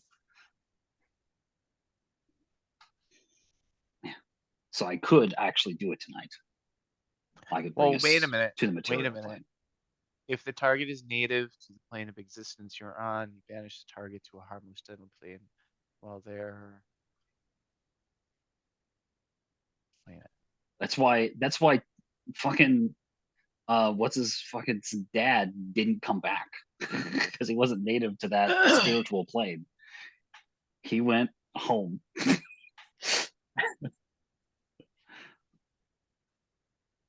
Who's dead? Lucerosi's dad. Lucerosi's dead. Yeah, Robilar. that's right. I banished him. He didn't make the save. He couldn't do it, and therefore stuck.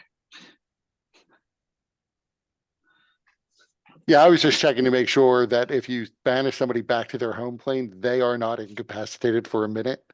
The way Right. they would be because then you would banish yourself, be at home but incapacitated and lose concentration. So Right. pop back. But yeah, so far as you know, there's like a little risk that somebody fucks this up. But in principle, it should work.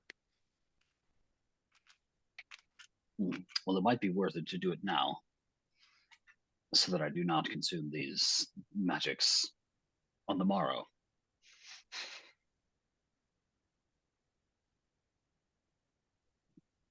I can get you all, including Kefery, with one, and then I can get myself with the next in a minute.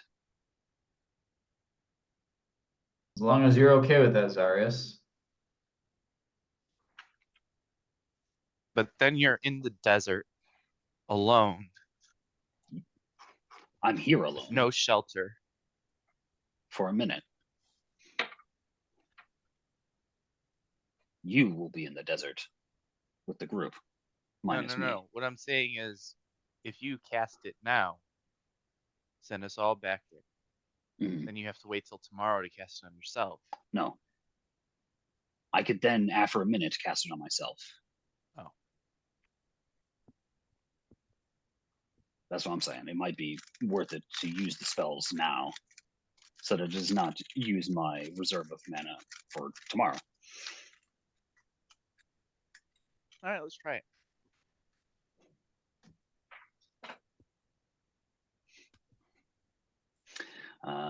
So if I use my singular 8th level spell slot, I can hit 4 people with it, 4 creatures, and so I can get Aurelia, T-Hole, Clave, and Capri.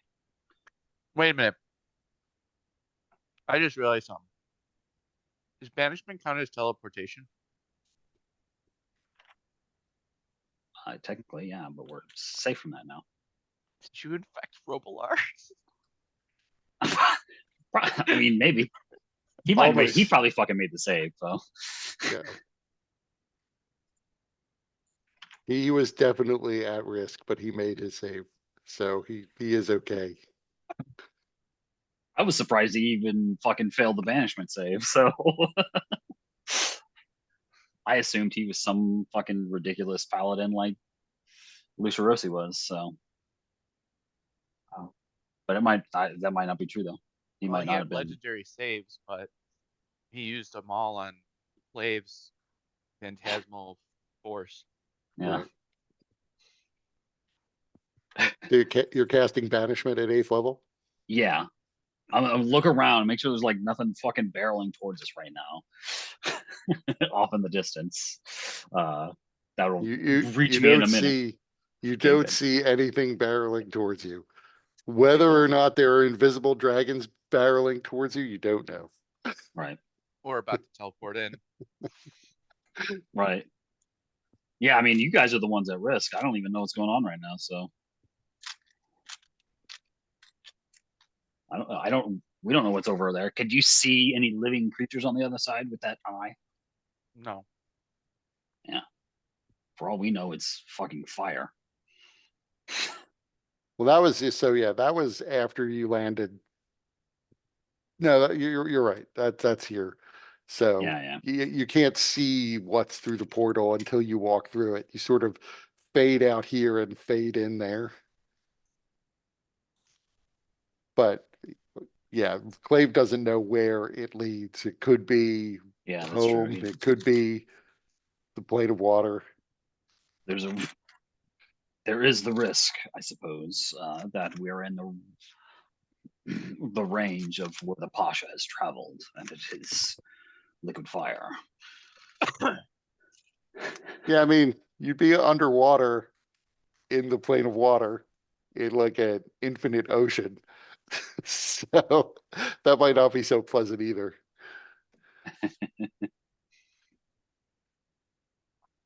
At least you'd have a chance to do something about it instead of fucking melting immediately. So I don't know. Right. You could use any spells that don't have verbal components. Yeah. So you could hypnotic pattern yourself to sleep while you drown. So if you are ready, may Osiris look over you. So everybody make a charisma save and Zarius make one for Kepri. Lower is better this time. Just don't roll a 20. Oh, wait, no, that's a charisma check. Never mind. Oh, this is actually a case where all my proficiency in all my saves is Yeah, no, I'm really looking for a nat 20 here, just to see if some part of you fights the magic so successfully that you like auto save. Just like in your core. I mean, But I have the- a thing that there might If- be some inherent part of me that decides it doesn't want to be banished. Yeah, even if that happens, we'll be safe. I can get 2 people if necessary. Yeah, nobody has ever rolled 2 crits back to back. That Yeah, all. that's fine. No. A person normally doesn't. It's normally the fucking system doing it. Right. So they all pop out of existence. from where Zarius is. And I just stand there for a moment. And you wait through the minute. Yeah, channeling they- the magic through. They do not reappear. Perfect. And then I perform the spell on myself. So roll me a save. Yeah.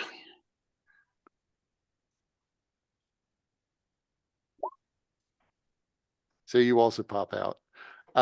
You find yourself in a desert that looks normal. The skies has lost that sort of purple gold hue of the demiplane.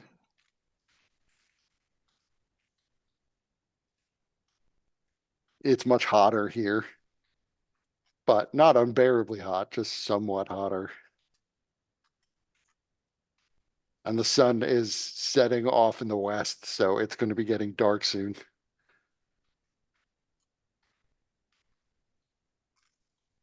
Aurelia looks around crestfallen. I thought I was Void reborn, and I'm back here. Damn it.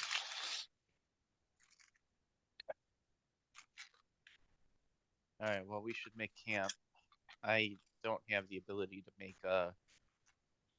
one of our fortresses, but I can create one of those magic huts.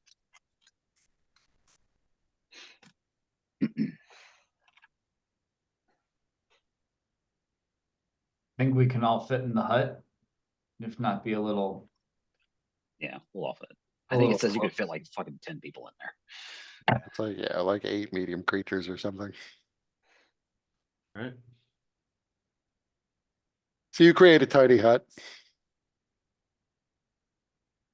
I try to, Someone roll me a D12. Oh, and are you keeping watch? I guess is Yeah, a question. I'll definitely keep watch. I am gonna try and disguise it as much as possible to match the terrain. I'll offer to take first watch.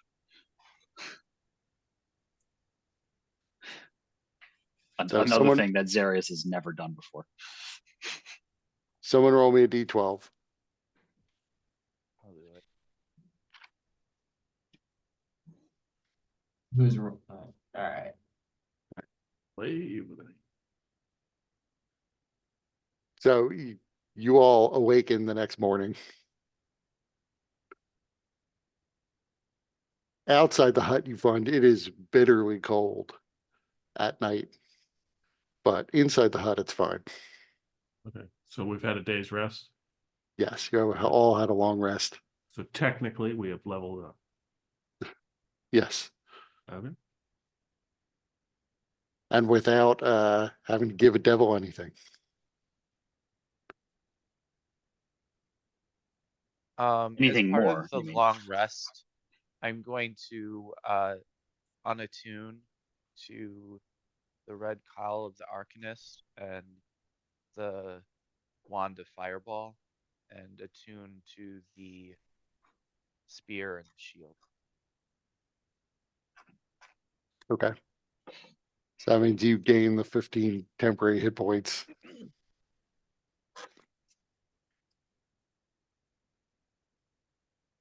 My armor class also increases by 4.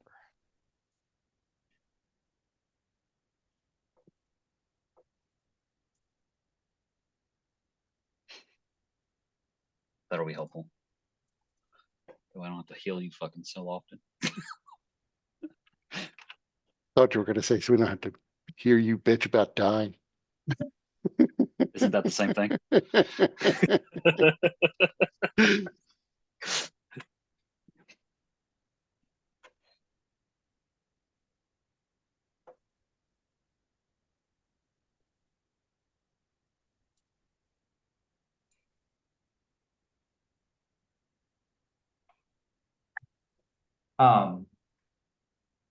Is there, are there any landmarks that we can see from where we're at to kind of get a sense of where in the desert Not really. You know, like what from when you were windwalking, you could see that to the south of you there was the river that presumably was going northeast, or you were traveling northeast, sort of following the course of the river.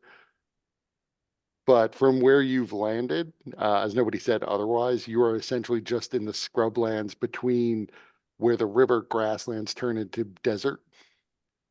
Okay, So there's not much in the way of landmarks where you are. gotcha. Um. Does anybody want my wand of fireball? I think T-hole, you don't have any much into way of ranged attacks. I do not have really much range. Just got my secret darts. Takes you 2 seconds to get to the enemy, no matter how fucking far away they are. Does that require attunement? Yeah, Oh yeah. So I will. I shouldn't need the because I had that hand that lets me speak with dead. So Mhm. I will have detuned to that to get back with my staff as well.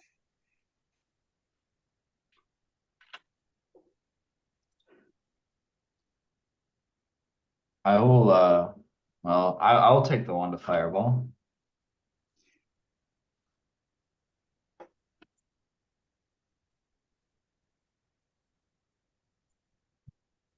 Sort of thing can come in handy.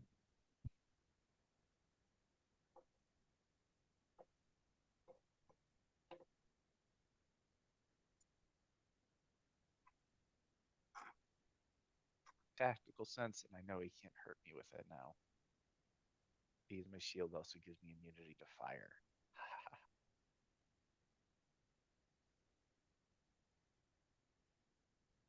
So Ah, the good. So with, you'll be our melee person against the Pasha. with those vestments, it says minimum AC of 16, so basically it's a 16 AC. Right, unless you have other things that raise your AC over that. So Okay, it's not 16 plus other things. right. You Okay. basically determine your armor class normally, and if 16 is better, you have a 16 armor class.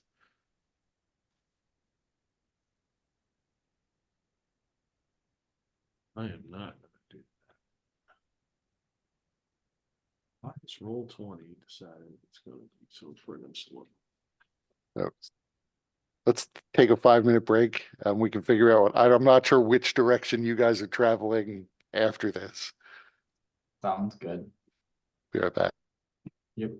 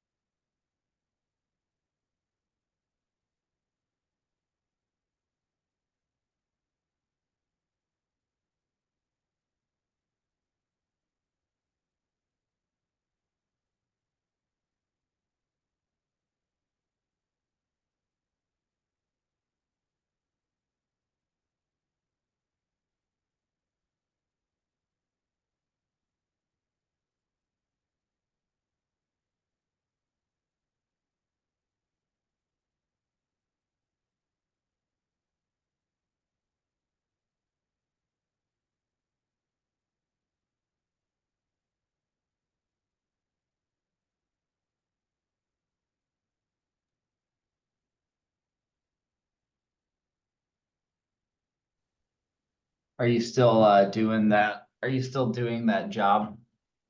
The patrolling the building at night? Yeah, I mean the time of day varies, but I don't. Yeah, and so the company had like 2 properties that they did that at, and one of those properties finally got their fire system in order. Probably, maybe, probably not.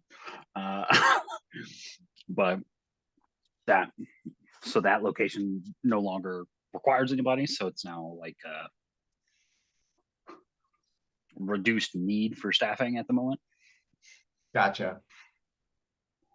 So next week I currently not on the schedule.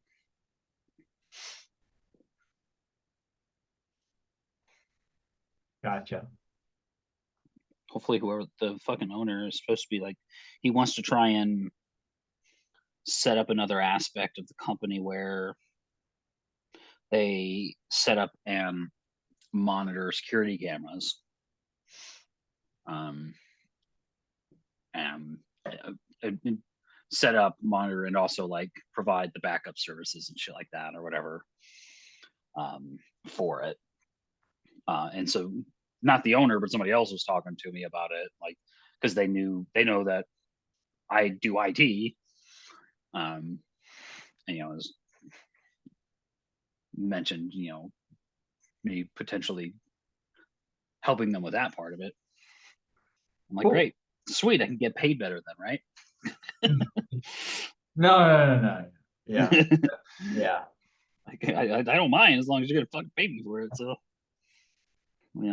I accept this, drastically reduced pay than what I normally get for this job I'm really not qualified for, generally speaking.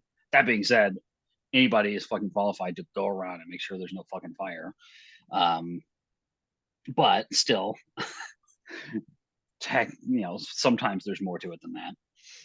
Yeah.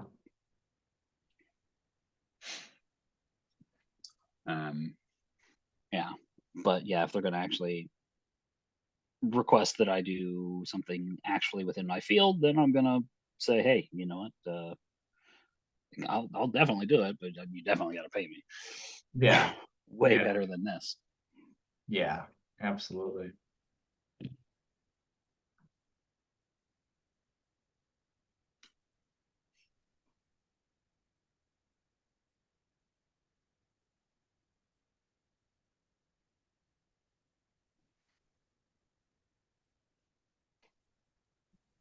Tony, did you multi-class? Or are you straight cleric? Straight clear. What did you do for your 16 for your ability score, blah blah blah feat shit? Oh wait, shit. Hold on. I haven't gone up to level 16. Like on purpose? Yeah. I mean, I for some reason I thought 15 was the level up. I didn't realize we hit 16. yeah, Yeah, I'm we're right. 16. Okay, good. Well then, give me 1 second. So I'm trying to figure out what I should do. What are you thinking? Well, I'm thinking if I take resilient feat, then I can be proficient in wisdom saves as opposed to sucking at them every time. Yeah, honestly, for me, because my stats are fine. I rolled really well whenever I was young. So I would probably do a feat, and most likely something along the lines of Warcaster, because I actually don't have Warcaster.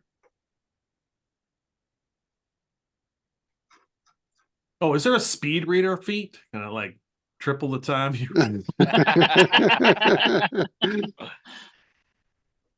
Not quite.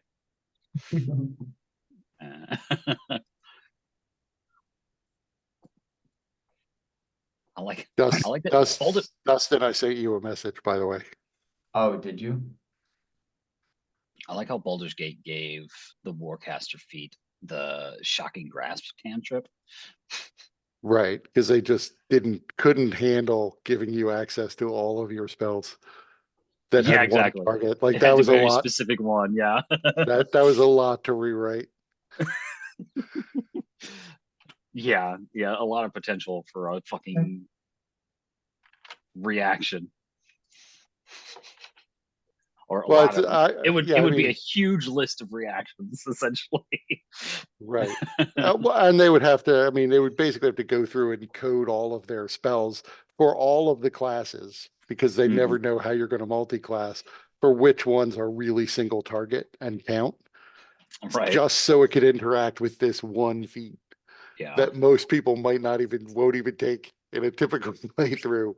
It's like, even if it's super Right. popular, maybe like 5% of people will use that feat. Right. Just because because it's basically point blank. You it takes some effort to get up to like the 20 stats. So especially as a spellcaster, there's not a whole lot of feats that increase your spellcasting feature or ability score. So Right. And I mean, otherwise, ultimately, it's not like they don't really have to concern themselves too much with like the balance of it. Like, I don't think they really should have cared. I think they should have given you like Shocking Grasp or some other ranged option, yeah. just so you had a ranged option as well, because the feat allows for that. Or different damage types, maybe. Because not everything is lightning is not always the best choice. Now that being said, a shocking grasp is decent because then if that because a Baldur's Gate AI or not AI but when their tactics aren't always the soundest because sometimes they run away from you and then run right back. So they provoke for some reason. And then if that happens and you use a shocking grasp, then you can move away from them because you've shocking grasped them. They don't have their reaction now. That's the Yeah, when main I've reason why I use shocking grasp. Yeah, I've actually never played Gale. I know people like Gale and all, and I like Gale as a character, but I've never played his story. And I usually rip his hand off and kill him. Oh, I kept Gale. I didn't. I mean, I kept Gale all the way through. I See, did. I find I enjoy playing a wizard myself, and so I don't need Gale in the party so much. So You can respect them. right, I could respect him. Then his story doesn't Become, make as much yeah, sense. I know. Become a wizard of fucking arcane magic, but you're a fighter. Right. Let me introduce you to Rogue Gale. But like I know from other people's playthroughs that like you could basically turn him into a god by the end. I've never done that. Yeah, exactly. I haven't done that either, actually. So the one playthrough where it was possible, I convinced him instead to destroy the thing. So Yeah, I am curious to see, because obviously all of that game is going to be ported over into the lore, but the question is like what story endings are going to right, become which part of one the is lore. actual canon? Yeah, So I'm wondering if Gale is going to be a god in the upcoming lore of the yeah, Forgotten Realms. that'd be cool. Right? Like obviously the absolute storyline will be in the lore. Yeah, But I don't know if like you'll have Astarion the vampire, ascended vampire lord, still alive. right. You know, if you rip Gale's hand off, then when you get to the Temple of Baal, you can basically just use it as one of your proofs of a dead person. Yeah. So so that's convenient. Saves you having to get a hand.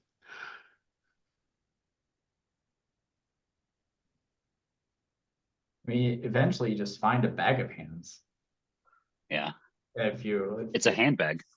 yeah. Yeah.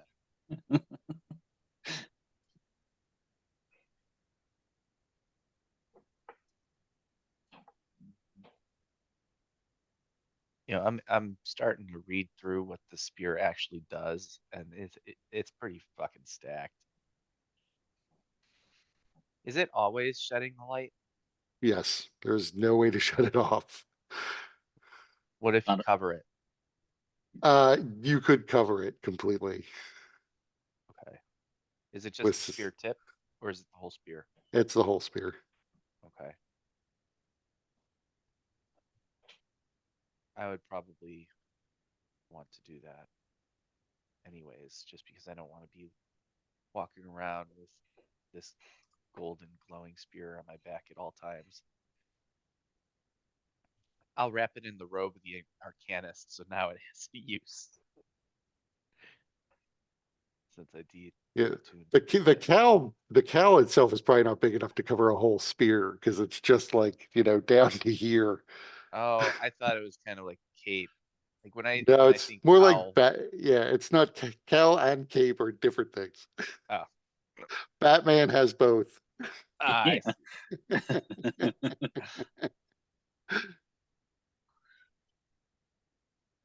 So if I want to imagine what a cowl is, I remember Elder Scrolls 4 Oblivion, because there was the cowl of the Grey Fox. It's just this headpiece that made all the guards forget who you were and think you were the Grey Fox. You put it on right in front of them. They're like, "Hey, it's the Grey Fox!" Yeah, I Or you remember. can take it off right in front of them. They're like, "Where'd the Grey Fox go?"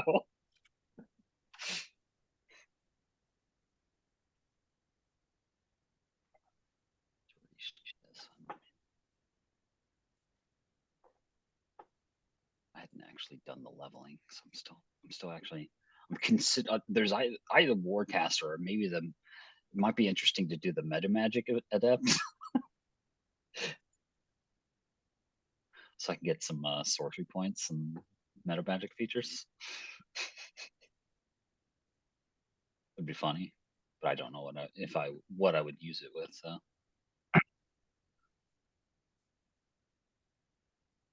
Yeah, a lot of the you can only take some of the meta magic features because it doesn't give you that many sorcery points. I think it gives you like 2 or something. two of them, Two. yeah. Yeah.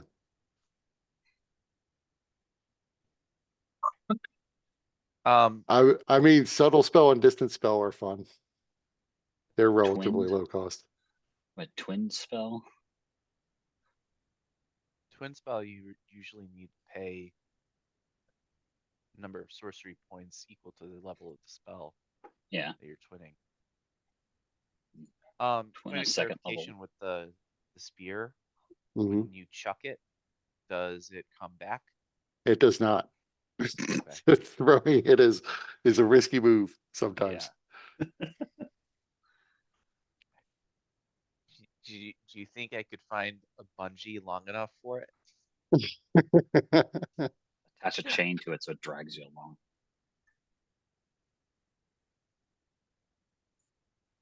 It's always tough. Just get a bunch more hit points.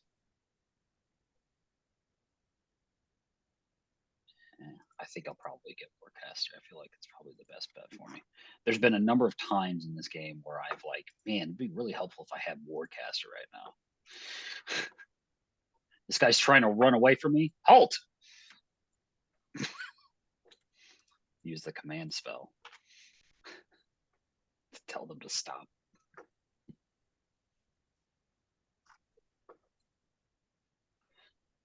How do we do hit points again?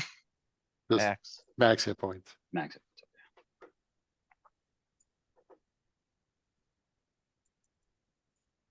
Hmm.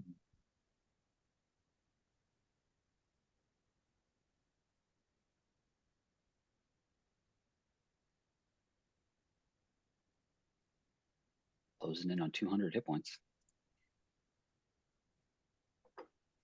I probably could have broke it if I took that 1 feat.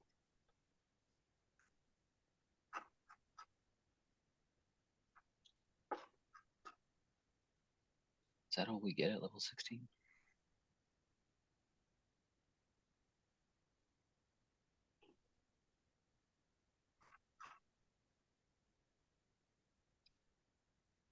I mean, probably. It's not like Yeah. next level's when you get 9th level spells. Yeah, we don't even get like more spells in any other slot either. It's all the same. Or at least I don't.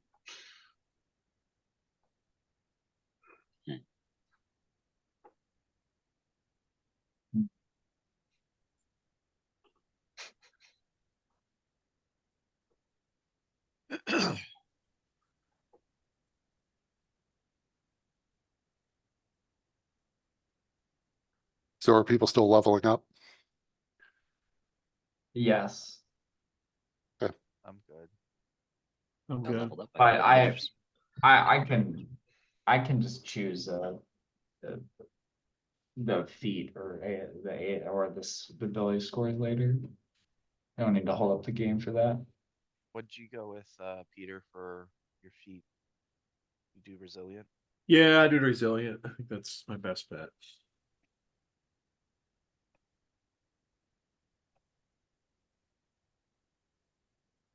Okay, so you awaken. You all see like a wisp of shadow over in the corner of the dome where Teal was sleeping, but it fades away. That motherfucker took a deal.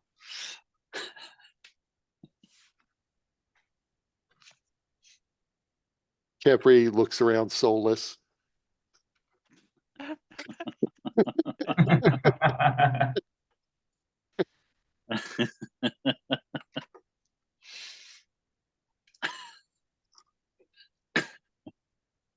So I don't know about that. T-hole, I feel like he would face the wrath of Lucia Rossi, but I don't know if he would want to face the wrath of Zarius. Zarius keeps him alive. And if he no longer does that,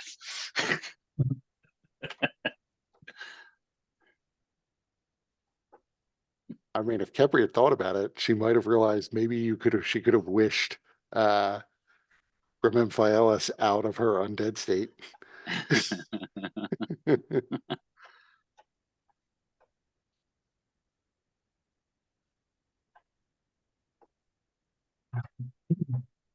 So which direction? I mean, you can assume you're in your universe again, your plane of existence.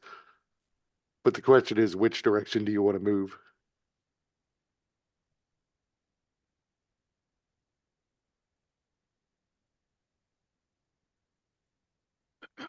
Do we know do we know where the Pasha is at? Like on the map? Or All you know is that the Pasha was flying towards the west. Right. So while you were in the Great Colony, the Pasha had already fled towards the west in order to go and invade Mordenkainen's sanctum so that he could recover the Wand of Eternity's doorstep. And this was where Mordenkainen's sanctum was, although it wasn't in this plane, or at least Mordenkainen himself was in a parallel plane in the spirit world. the other map. Oh, okay. You're on I'm on a Black. different map than you. I forgot.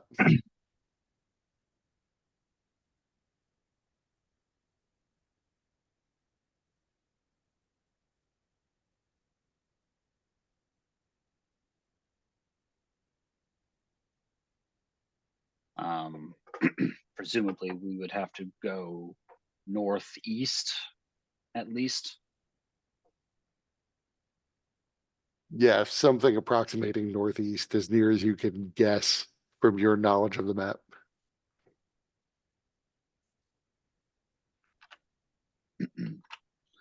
um,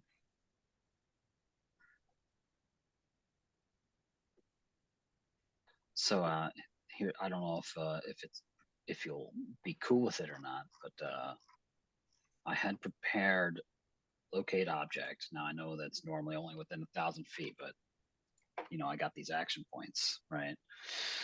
I don't know if I can get like a rough ping for where it might be.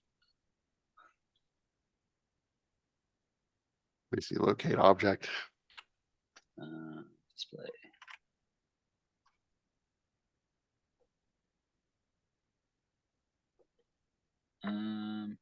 Yeah, I guess it wouldn't really work because I have to have seen the fucking thing, huh?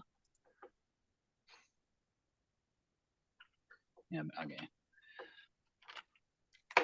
Reading the spell does help to explain the spell sometimes, huh?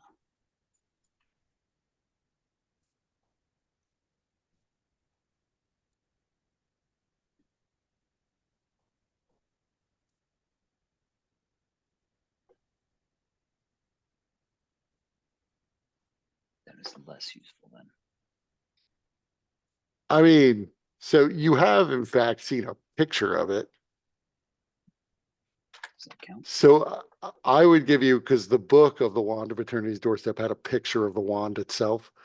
And it was like a fused set of arm bones ending in a hand with a crystal on one end. So if you're spending an action point anyway, it wouldn't be like pinpoint accurate, but I would give you a sense. Okay. I mean, I'm done with that. So you are getting that you need to go not really northeast, almost due north as far as you can gather, but slightly to the east. And you believe that the wand is currently traveling towards the west. It's traveling west. No, I'm sorry, it's traveling towards the east. Yeah, yeah. So we're slightly behind it, Right. but we're very, very fast, or we can be. Yeah. So if it's mostly north, a little bit east, then we just go northeast and then potentially cut it off, right? Eventually.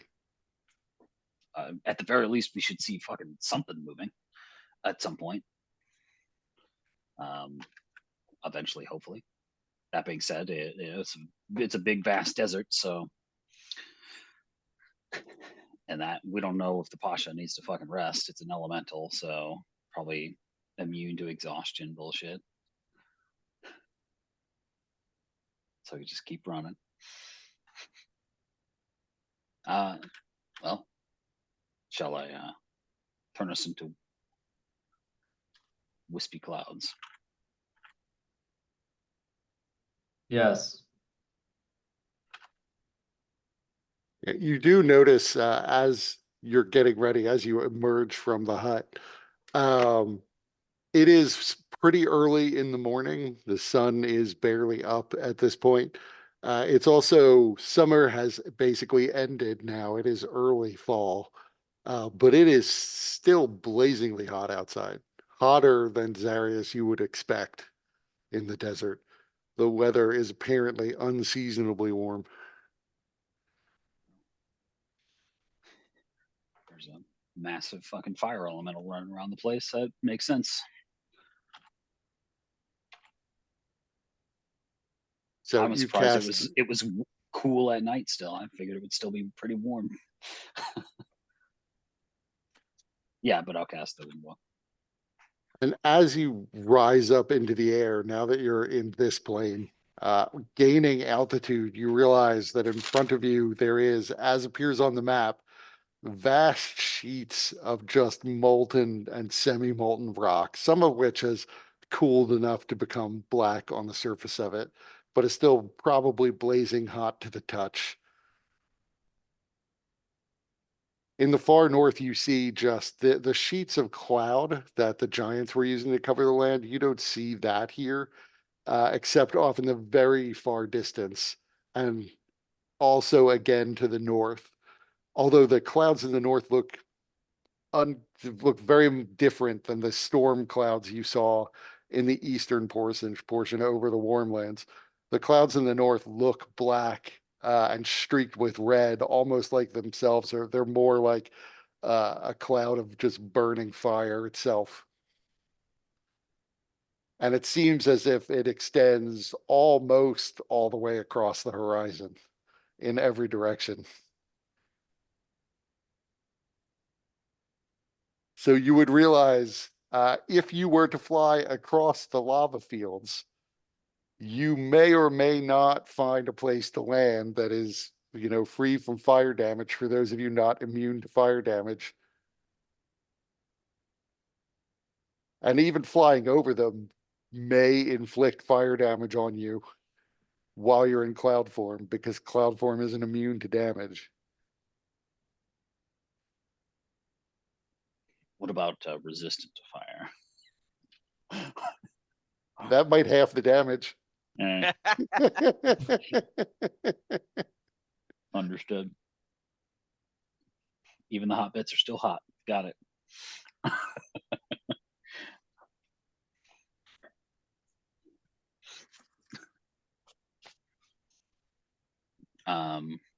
Well, I don't know.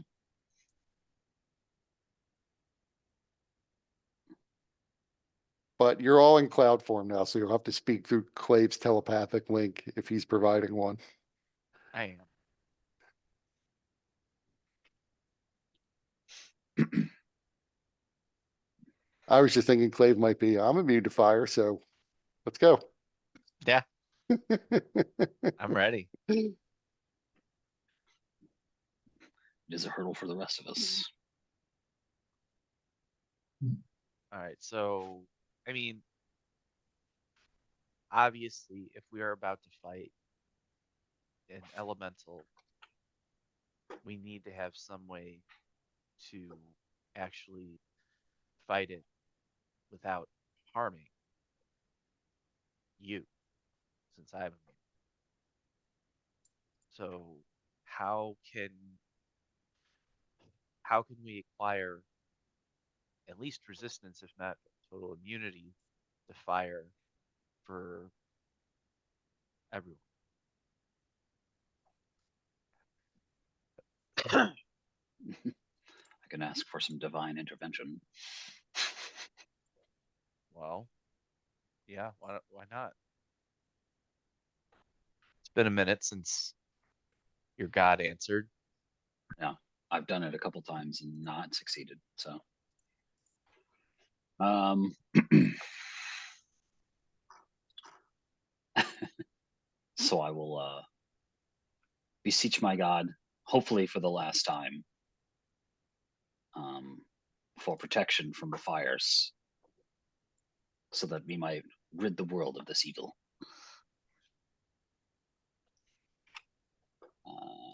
D100, huh?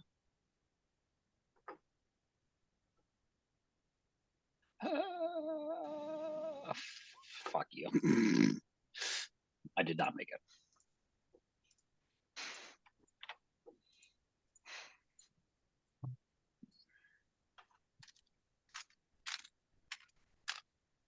The gods are still fickle. Now, if you level up today and get that, will it count, or is it gone for the day? It's once a day unless I Okay, succeed. all right. If I succeed, then it takes a week.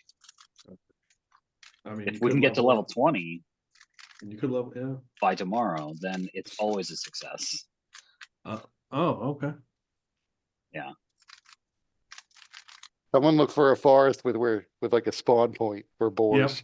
Mhm. Yeah. Farm. All right, Devil. Pause time until we get to level 20. I offer you all the boars that I slay.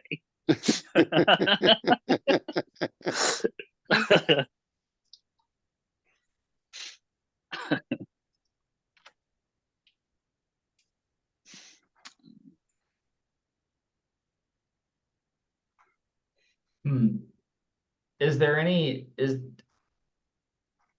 would T-Hole be aware of any like legends or the legends of the like the desert or this area that speak of like how, or I guess like I guess any legends in like the previous battle with the Pasha, like how people were arrayed to fight against fire elementals. So I don't know if Teal wouldn't have been in this region when the War of Flame and Sorrow occurred. Because Yeah, this but was like there's got to be stories, but even yeah, like mythical yeah, stories. right. Anybody who's trained in history can roll, or Aurelia, because they're jack of all trades.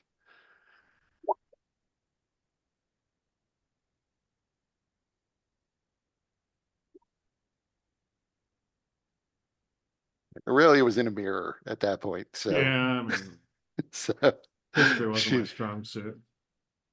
So there were definitely a large variety of objects that people used in order to keep themselves safe from fire elementals. Most of it was ad hoc. There were supposedly uh Mordenkainen was casting spells to keep people safe from fire. And he, in particular, had like a cache of weapons that granted people at least resistance to fire, perhaps not immunity. Occasional objects he had granted immunity, and they were given out to sort of the greatest of the heroes in the war. Gotcha. But mostly it came down to him in his, guise as Neniak Nadam. He was the one who really began to turn the tide for the forces that were fighting against the fire elementals. That said, the fire elementals also used magma from underground to burn entire cities back then. And it there's nothing about any way to save the people who get burned by that.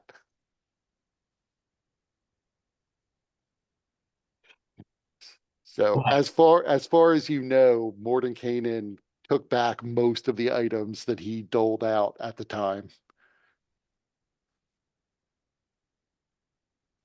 Teal's like pondering for a little bit. Well, does Clave also remember this, or is Yeah, Clay would remember this as well, or at least have read about it. it's possible that Mordenkainen has stashed away somewhere in his abode items that would grant immunity to fire. How do we get there though? I do not believe we have the time. I mean, we have to make the time. Presumably, this Pasha would need unless to. you guys have some other means of, not being burned. Presumably, the Pasha would have to contain some of this wrath of his when he goes to the city to Why? return the wand. He would burn the changelings. Why would he care?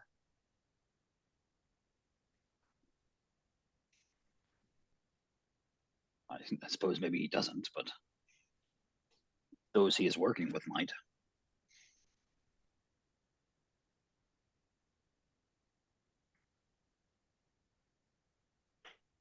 I mean, regardless, we can't even if that is true, even if he has some way of limiting the influence of his flames so that his changeling underlings are not affected, we still have to traverse how many miles above these lava fields? And you know, we'll have to land at some point.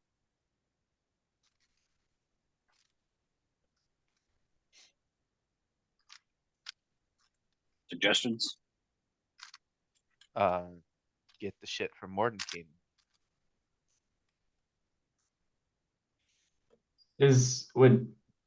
Would T-Hole be aware of any sort of potions that grant immunity to fire? I mean, so normally, like, you are absolutely aware that there are plenty of potions that grant resistance to fire damage. Immunity is much more rare. I mean, presumably there are un, un there almost certainly have to be stories about potions that grant complete immunity to damage, like the potion of invulnerability, but purely for fire damage. But you are mostly aware of things that just limit the damage. Gotcha. And even then, those potions generally last an hour.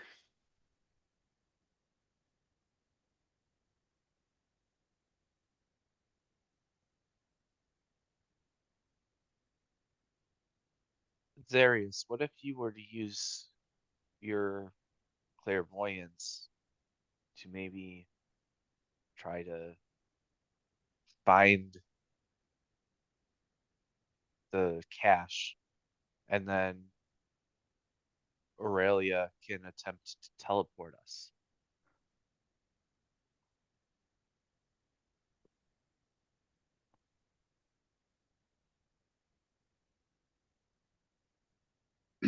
I did not anticipate needing the spell.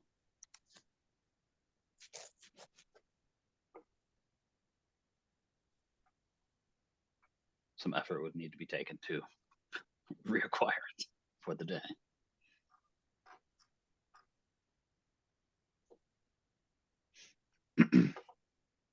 Yeah, I mean, if we would be presumably attempting to enter Mordenkainen's lair without him being present, yes, because we know he has been stolen. Right. So clairvoyance says you can place the sensor in an obvious location, either in a place that you've seen before or in an obvious location that's unfamiliar to you, such as behind a door, around a corner, or in a grove of trees. So that suggests sort of obvious in relation to something you see or have seen before. Right. Mordenkainen's sanctum is in the spirit world. And you haven't seen the sanctum before, let alone, like, presumably it's in some sort of container or vault or something. It would be where he keeps his magical items. So I'm not sure that without an action point, that spell would work. It's also got a range of a mile.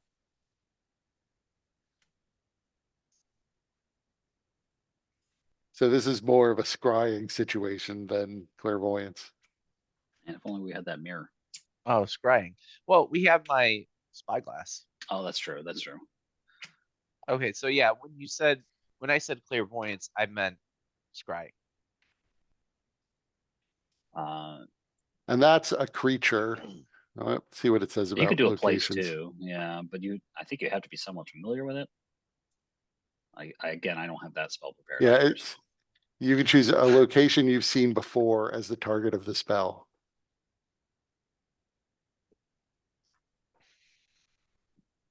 obviously, we got maybe some action points can be involved, but I'd have to use an action point to prepare the fucking spell in the first place.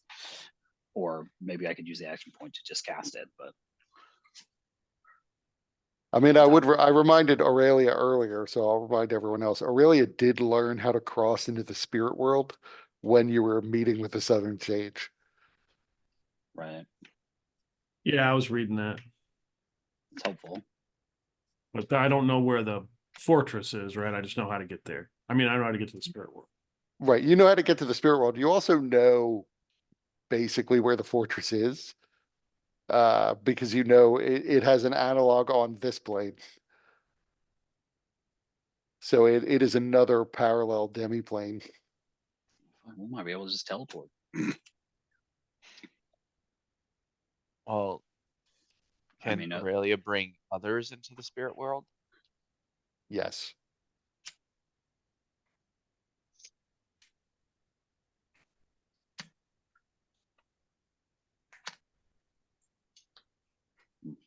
we have to be quick. Seems like a decent option. Why would we have to be quick? Do you think the Pasha is going to stop? Oh, It took it I very thought little you meant time. we I had to meant be quick. no. Yeah, As I if meant there would be some effect in the spirit world. yeah, no, not that. Just more like we need to make haste on this. I'm fine with this. If we're doing it, let's do it. That's how.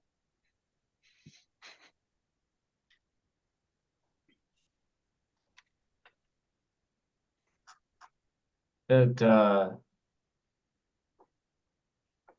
I have no issues with this plan.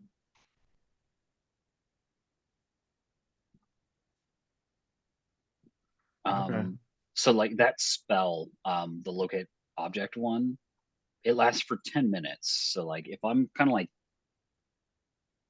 keep trying to like keep the sense of it, can I tell if it's moving? Like, Yeah, it is Fast? definitely moving fast. But Okay. not like wind walk fast, but like at 100 feet movement Right. speed.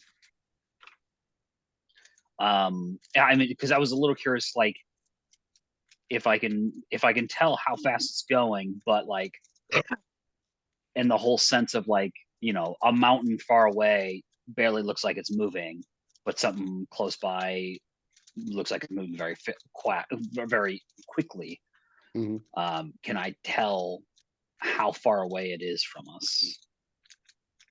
How good is your math? I'm not And looking I at. don't mean I don't mean your math. I mean Zarius's math. I'm not looking for Zari's map. I'm just trying to get a sense here. And I would say you're not exactly sure how far away it is. It is approximately. Well, let me see. How far is it approximately? I could tell if something looks far away, right? So can I tell if this thing feels far away? I'm just a little curious, like where it is compared to us, like so that we can.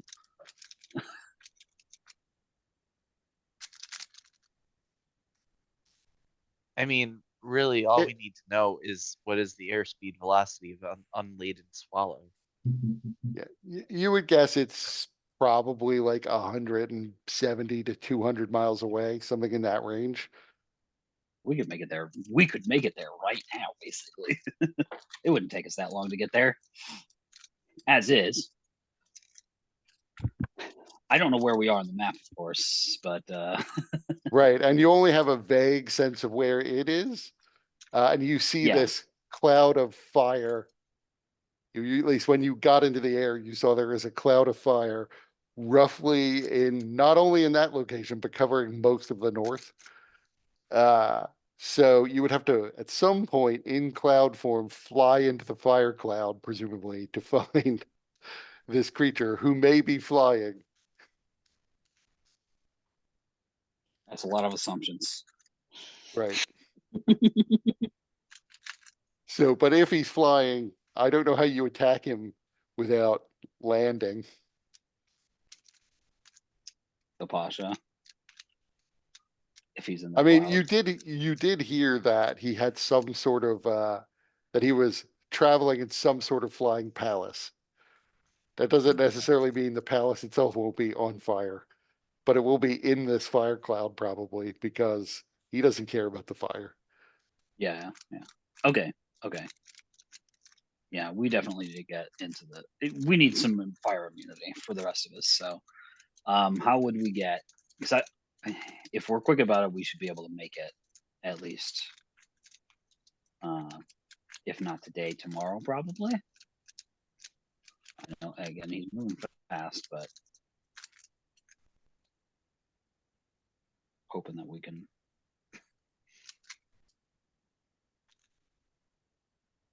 That we're far enough away from the fucking bad place. Hopefully.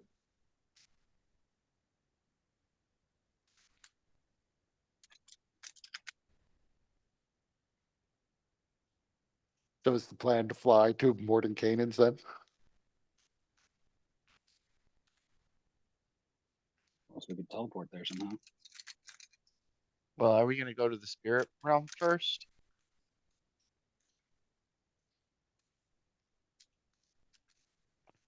Yeah, I mean, we have to go there first, don't we? I I think mean, you could go there. You could go there at either now and then fly through the spirit realm. You don't or really you would probably know time does works more slowly there. Like it would wind up taking you more time relative to this plane if you travel through the spirit realm.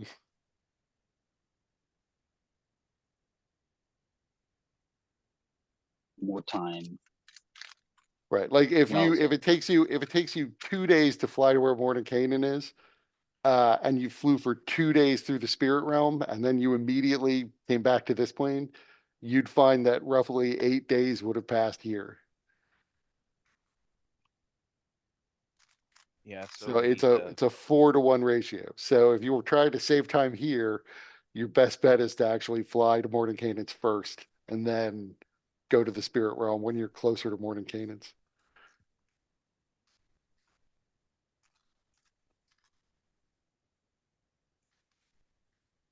Yeah, so we should fly first. Well, does Aurelia share this information? Yeah, yeah, I would. Alright, so if we need to be speedy, then we should make our way now. Can we see the river? When you were in the air, you could see the river, yeah. You could also see that the river is plowing into the field of magma and has created a monumentally large lake. There. Can we? Okay. Got it. And so you could see that clouds of steam are rising up at where the lake meets the magma.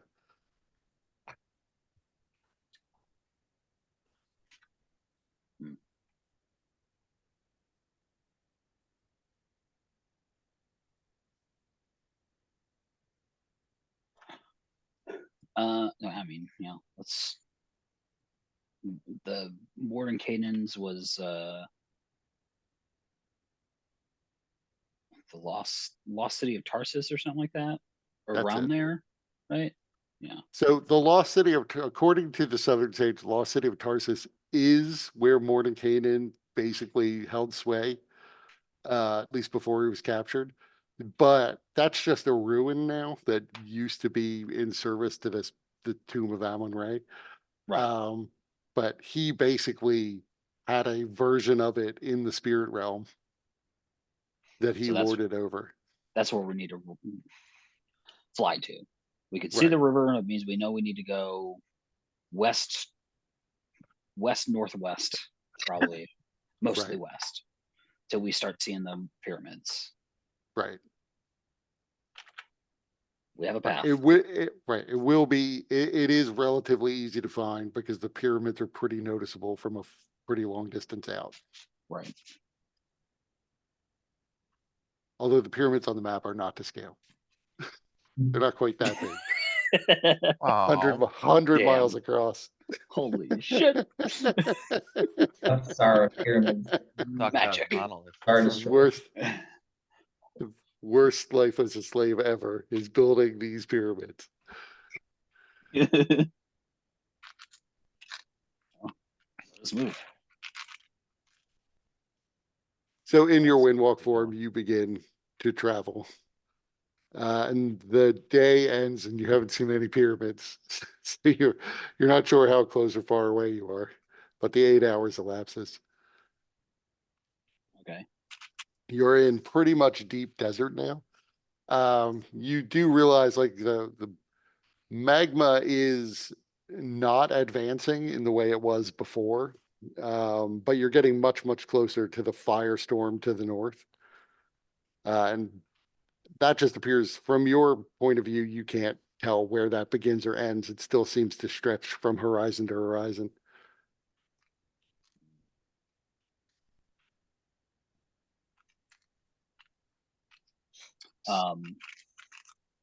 So yeah, I mean, so we have to set down, right?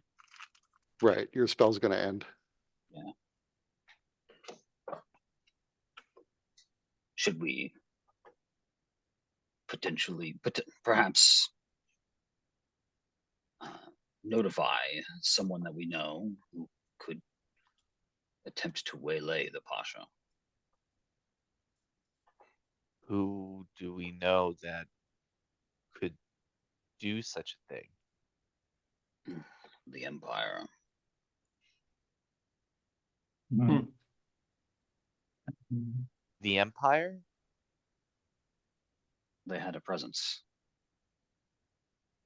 Not much of one.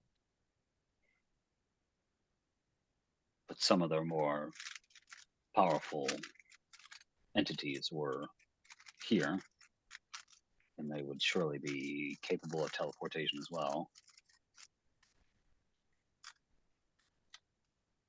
Alright, so you would contact Turbo, I assume? Possibly. There was the other individual. I forget his name. Bucknard. No, not that guy. Fuck that guy. His name was not Turbo. No. I don't remember. There was like a I guess maybe he wasn't as big of a deal. I don't even think he was human, right? It was like working with one of the Dragonborn. He might be dead. Turbo is probably the best bet, honestly. I'm not sure who you're thinking of. I don't remember either. So there was somebody from the Empire who was working alongside some of the Dragonborn whom we communicated. He seemed the most amicable of any of the Imperials that we met. What if this is a crazy thought? Um, but what if you called Lucharosi? I mean, maybe he has some capacity to help.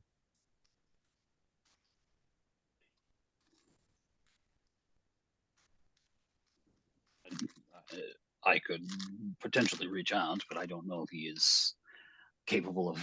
I don't know where he is at. Perhaps I can scry up on him to determine. Or I can just send him a message, I suppose.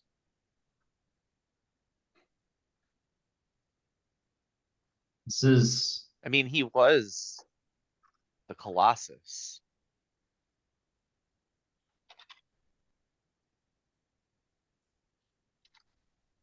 that is a good idea. I mean, if we were gonna call upon. If Lucharosi was gonna come back to be with this group, at least even in a short time, it would be for something like defeating the Pasha.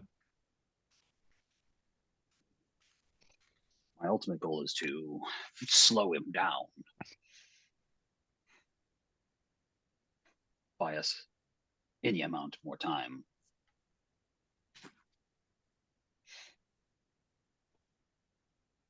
I mean, you've all been severe disappointments to the heroes I looked up to, so perhaps Lucharosi is the same. I mean, apparently he sold I his promise soul. you, he will not.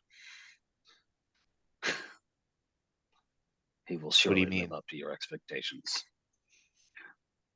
Yeah, okay. And I realize now you were probably talking about Consul Shakestone, the halfling Yeah, Imperial yeah. Council. He was halfling, yeah. I remember him not being human. I thought vaguely he might have been small. Yeah. But he was like with the Dragonborn people. He's He probably was dead. with the Dragonborn ambassador. Yeah. I mean, he was alive last time you saw him. That happens with a lot of people.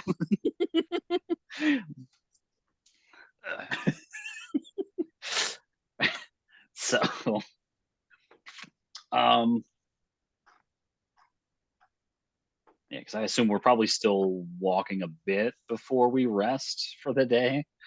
Because it's only 8 hours on the thing, so we can probably walk more. So I can do some I mean, sending. I feel like Aurelia's got some reading to do, so Yeah, I still got plenty of reading to do, yeah. so she might not be walking with you. Walk and read, man. Walk and read.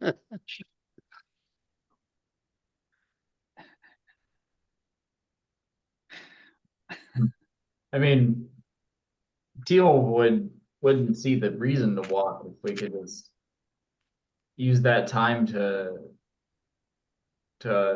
rest and relax, and then like just go very fast with Windwalk the next day. I will tell you the reason why we should keep walking, and that's because the Pasha moves very quickly. And he doesn't have to stop. There's no way he has to. He doesn't move, he doesn't, it's not like we're walking very quickly. It's still something. Zarius, we are in a desert. We're not going to get far, not in comparison to how we would. It would take us moments to cover the distance in windwalk form that we would spend walking for the next few hours. It's senseless. It's also less we have to travel while we're in the windwalk form. We have already lost the chance to intercept him at Mordenkainen's manor. We may save ourselves 10 minutes, but then exhaust ourselves unnecessarily in this hot desert that is even hotter than usual. What are you bitching I about? mean, You I don't don't care care. about the I'm heat. comfortable, but I'm sure T-Hole and Aurelia are not very comfortable. It's not that I'm lazy, it's just. It's just that I'd rather not do it unless we absolutely had to. There's gonna be a time and a place where we push. All I'm saying is that normally during a travel time, you travel for more than 8 hours in a day.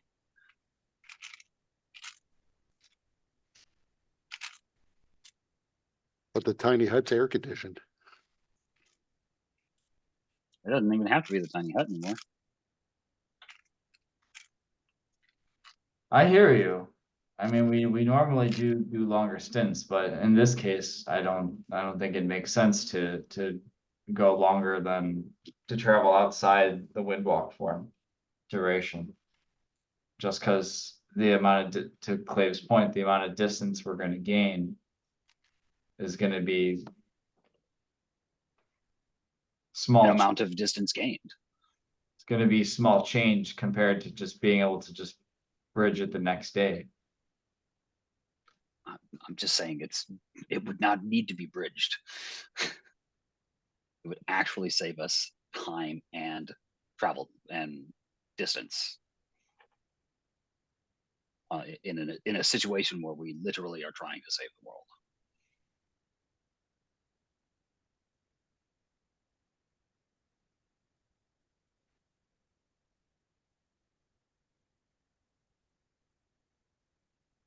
Feel like we've been trying to save, to some extent, trying to save the world for.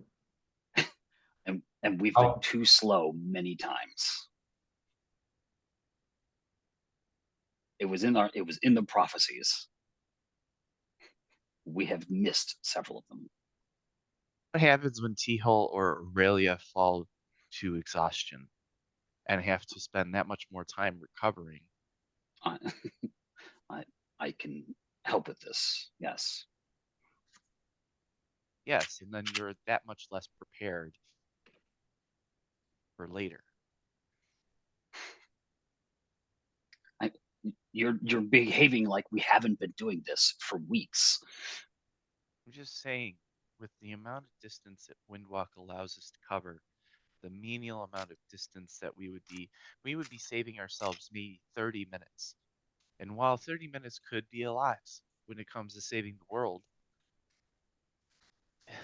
it seems better to use this time wisely, efficiently, effectively. What would we be doing but sitting here? We could be planning. We could be contacting allies. We could be I could do that on the establishing move. some strategy. All things that could be done while moving. Not as easily.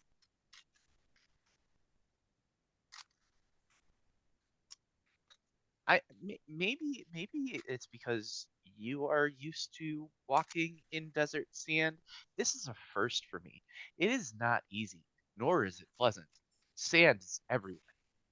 Everywhere. I have scales, I know. It's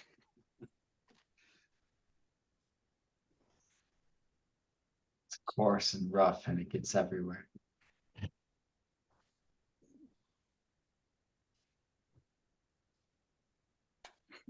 If you were getting sand everywhere, perhaps you should secure your garments better. Isn't your knee bothering? How is your knee holding up after all this walking? I will survive. He just looks at your knee. I'm not even like leaning on my course on my staff anymore. I'm just like holding it.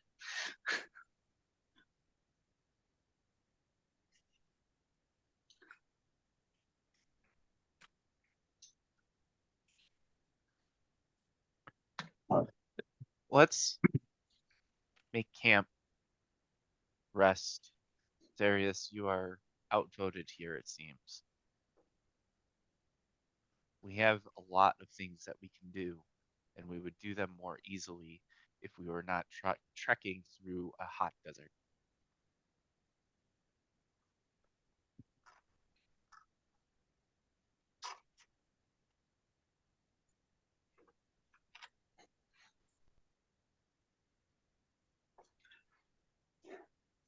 Then assist me in composing a message. Perhaps first to Lucia Rossi. He is definitely the most dependable and trustworthy of them of the people that we could contact. Why would you need my help composing a message? You know him. I don't. I'm speaking to the group. I can help you. Lucius would be thrilled to hear from. No. Yeah, yeah, yeah. Hey, Lucirosi, it's T-Hole. We need you to go in the opposite direction of this giant steaming cloud thing.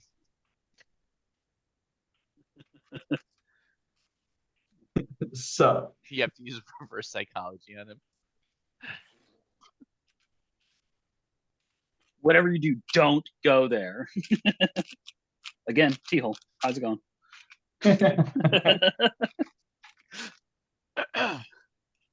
you get your soul back, Pat?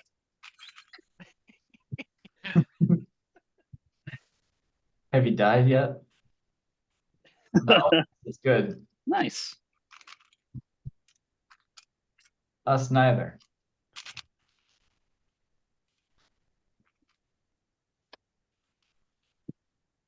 So I feel like the first part of the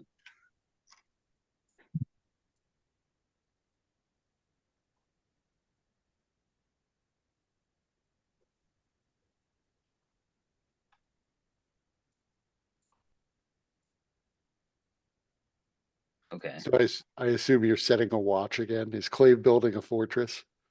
Yeah, I'm using my Mirage Arcane to what would he build up? He would keep this one underground since we now have a dragon after us, potentially. That fucker's stuck. He's fine. He didn't even know how he got to where he was. Regardless, Clave likes to take precautions because Clave loves his life. Underground's definitely a better option, though. It'll be cooler down there. I can make it as yes, it will be cooler down there because I will it to be cooler. You don't have to make special efforts, you know, it just happen. I don't know how to interpret your message card. Are you saying I should try and put a sending to that person? No, because she's dead. She was murdered. That's what I after thought. I'm like, rebellion. how am I gonna do this? I'm like, I will be less subtle and just say I was trying to hint at, hey, maybe you should look at that prophecy about you again. yeah, that's true.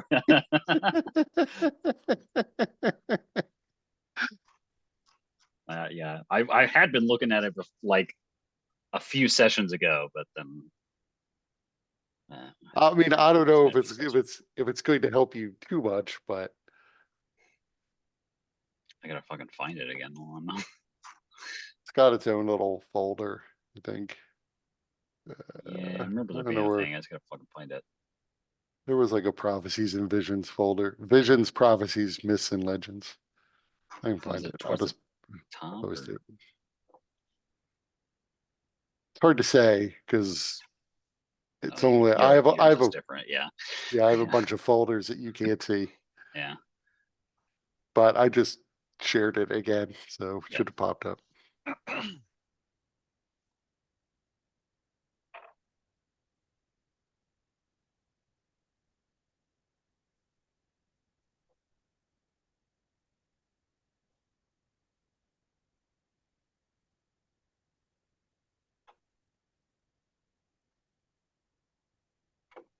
Right. I do recall the whole like no fire shall burn you business. Which maybe we'll be fine if we just do this. We just gotta find him. Right. Um, But it's no fire shall burn you if you stay centered. right. What's that mean? I'm always centered. Clearly not. I'm always centered. I have a 20 wisdom.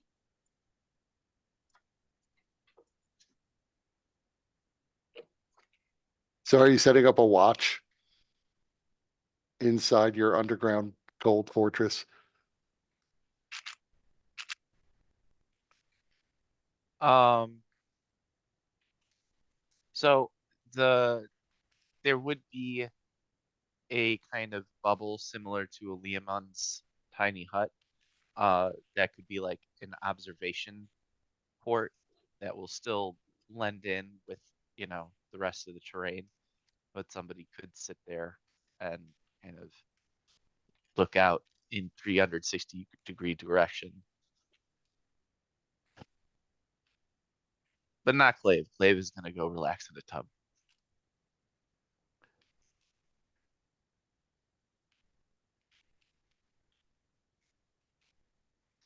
I suppose he could relax in the tub while he's watching.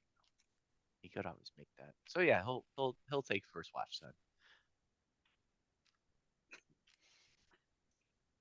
I once again, Axazarius would offer first watch.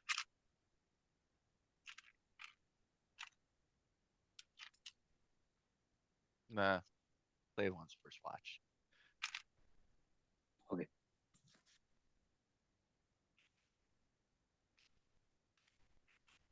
So somebody roll me a D12.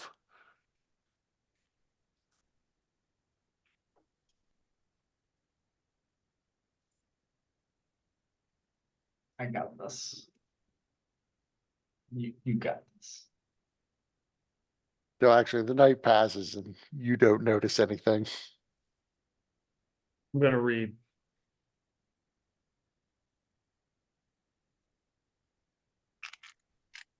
So you're basically able to get in another 10 hours of reading.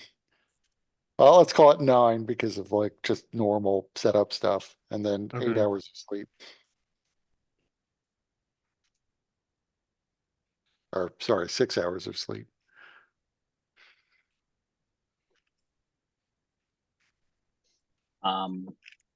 Yeah.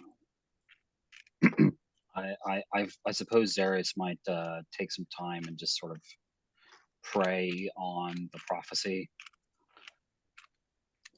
to try and glean more insight.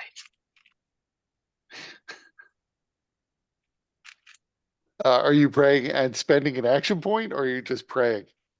I mean, I suppose I could spend an action point. Let me double check. I don't have any cool spells that I could use right this second. Something prepared.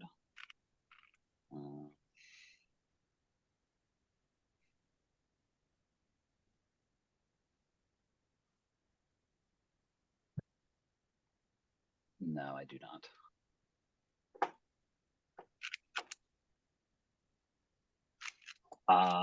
Yeah, I mean, yeah, I'll use an action point. I don't care.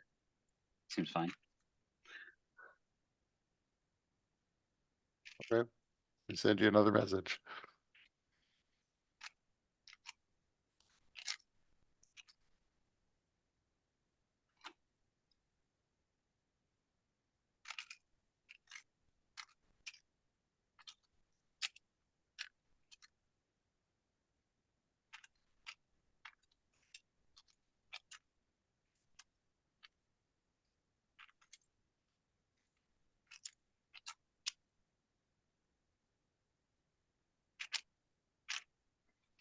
Oh, didn't mean to roll that.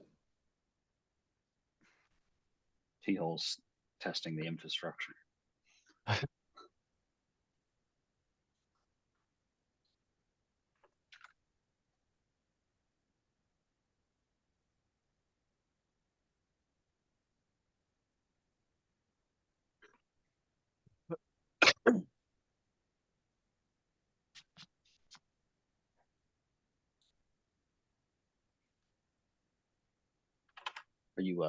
Are you eating all your extra food that you need? I imagine as long as Capri is making it. Yeah, and we have to travel with it then. We have a bag of holding. Yeah, I suppose that's true. Yeah, we can use it now. Yeah, 15 humanoids. Yeah, perfect. That'll cover you. Yeah. Then that shall be covered. You're just eating a whole bunch of plain white rice. delicious.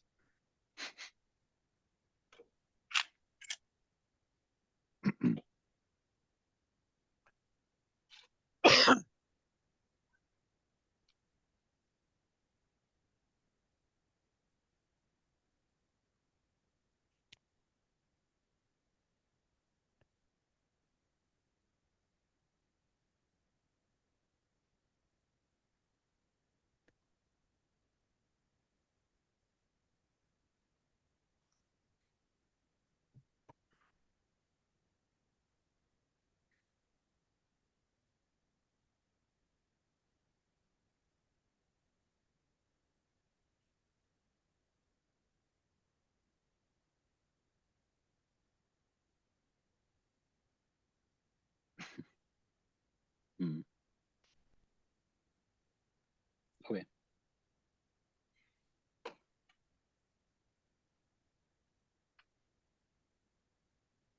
Um,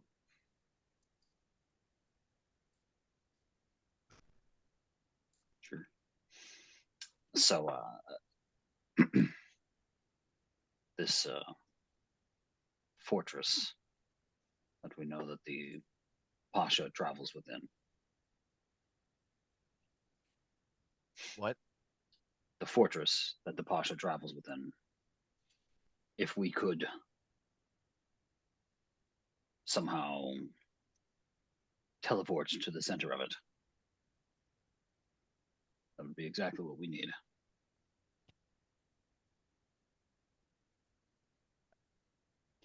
Care to explain what you mean by exactly what we need? Or are you going to continue to be cryptic? That is what we need. That we would be from there. We would be safe from the flames, and be able to enact what we need to do to stop the Pasha.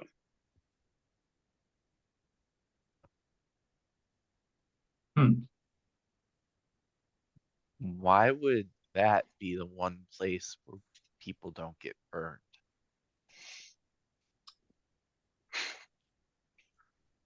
Because there was a prophecy. Like I stole.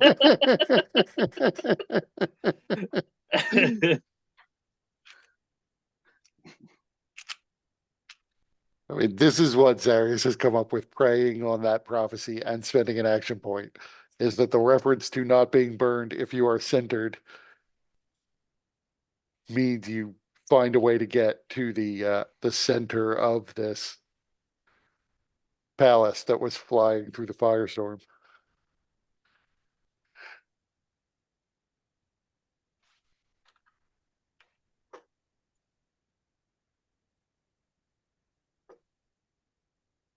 Aurelia, do you think you'd be able to get us there? You mean teleport to where this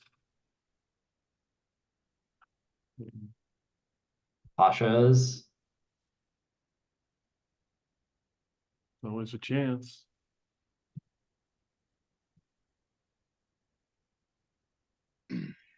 If we I could, of course, also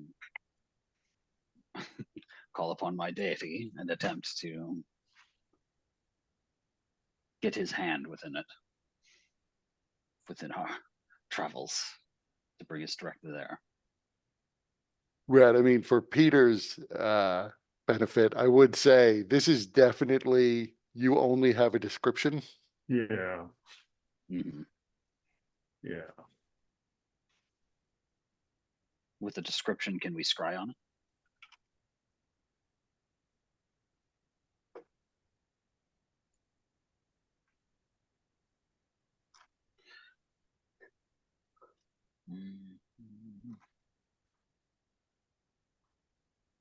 Choose a location that you've seen before. Yeah. Says you have to see it. Yeah. I mean, you could try scrying on the Pasha. Right. Some motherfuckers probably got legendary resistances. What? And he's a fire elemental. He's probably got a high standing fire elemental. His charisma saving throw is probably fucking through the roof.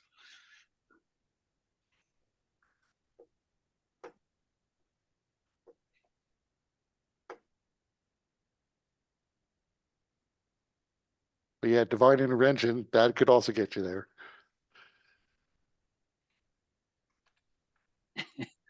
I can still send a message to Lucia say, hey, if my guide allows it, you want to come with us?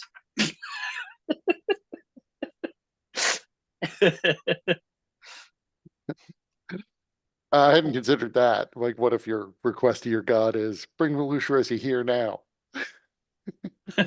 Bring us and Lucirosi to the center. Luciorosi's like, how did you guys get to 16th level? You mean you haven't been adventuring? What the hell? He's been adventuring off screen though, so not leveling nearly as fast as you guys. Right.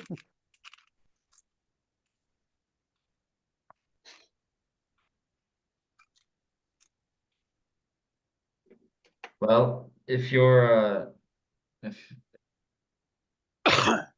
if you want to try to see if your deity will respond, I'm okay with that. Plus, the closer we get, the easier the teleport should be anyway. So it would make sense just to keep moving. We'd have to move back the other direction if we were to get closer. We are moving away from them. You're flying basically sort of kind of northwest. They are way to the northeast. Ah,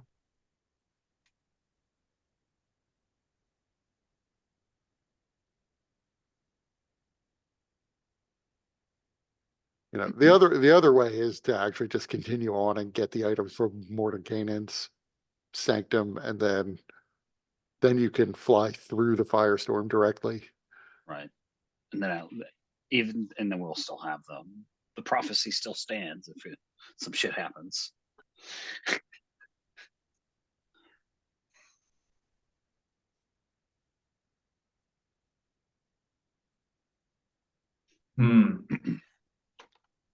But I mean, if we can go straight there again, it will guarantee that we can. We don't know exactly how fast it'll be to get there, to get to Mordenkainen's place, because we're not 100% certain how far out we are.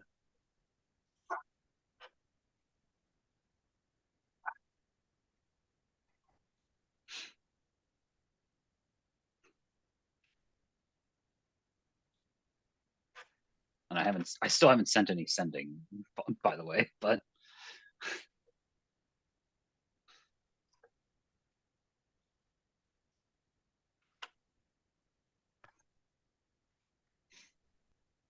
you know, we had, I mean, technically we were taking time to make plans and shit like that. Like, this is a thing.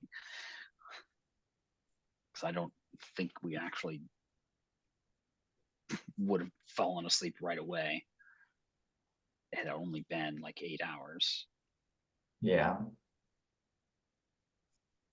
We might run in musing upon the prophecy or mulling it over, at least the one pertains to myself. We might run into, it suggests that the children of Tahoe will come to the burning lands and knock the scales off the eyes of the first pharaoh. And they shall take the city of the dead as their own and drive back the fires. I'm wondering if my ungrateful children will be at our destination. And more Mordenkainen's abode.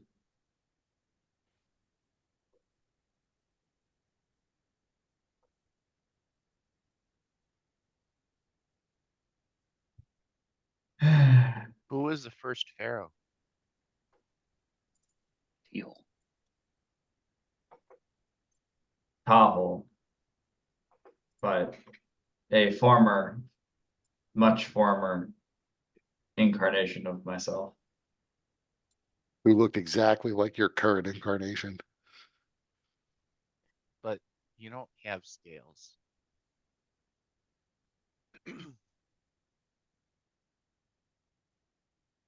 I'm sure it was a metaphor. It is a prophecy after all. Well, knock the scales off of you. Maybe scales refer to balance. From the eye. This is more likely referring to something wherever this place is, a statue of some kind, perhaps.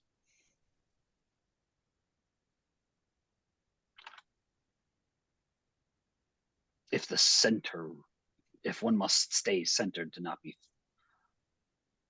to not be burned, also means be in the center of the moving castle. Then knocking the scales of the first pharaoh from scales from his eyes. Likely it is some, like I said, statue or painting or something, someplace where the city of the dead is. Do we know what the city of the dead is?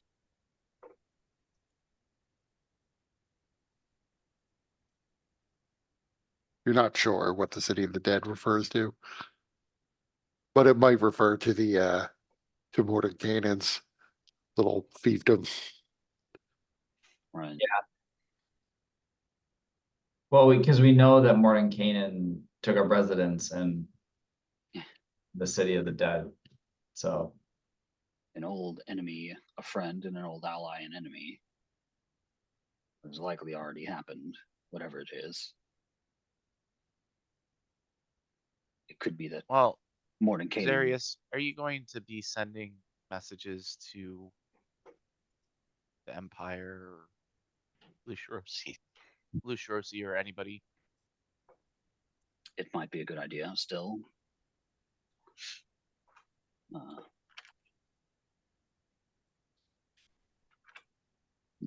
The real question is, what would I say to any of them to ensure the maximum amount of help that we can get from them?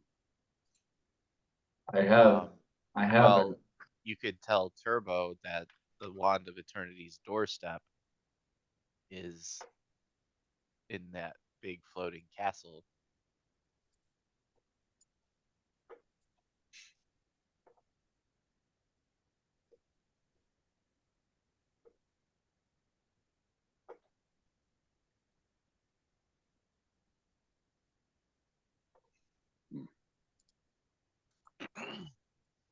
That is certainly a message that could be sent to many people.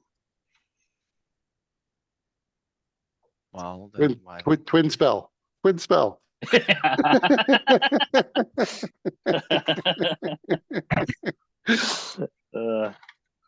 would have been an amazing use of it. Except that I wouldn't have enough to do it. Right.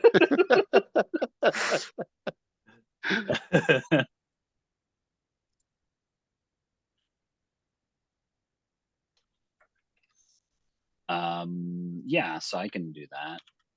That seems like a good message. Any alterations you think would make would be a good idea? Anyone? I think it's important to say that you're not helping us, but you're helping the world. Because I don't know if Lucirosi would help us. Well, most of us. He would help if he can. Such is his nature. It's a shame I can't put in your replacement is just as annoying as you. I'll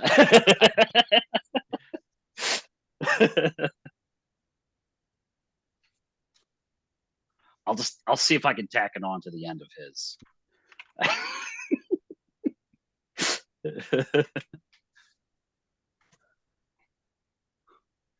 uh yeah, so I suppose I will start with Lucirosi. I would send that message to him. And if it fits, so that your replacement is just as annoying as you. That way he knows what we're dealing with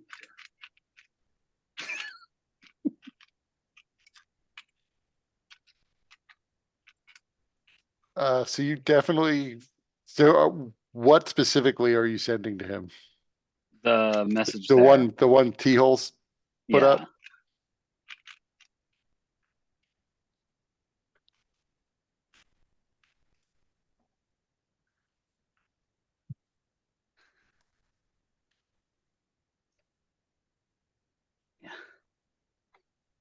Obviously, I don't expect him to even be in the fucking be capable of reaching here. So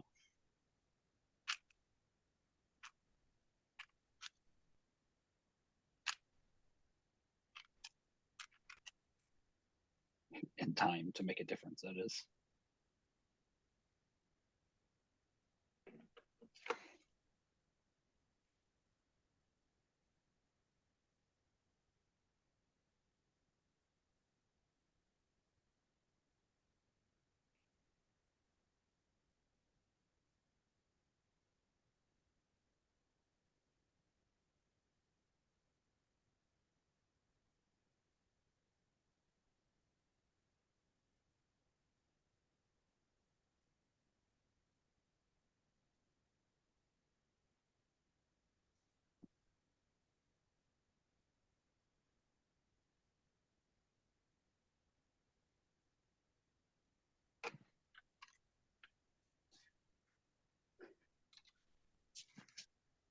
If you message Turbo, definitely leave out part where we had talked about sacrificing her to the Southern Sage.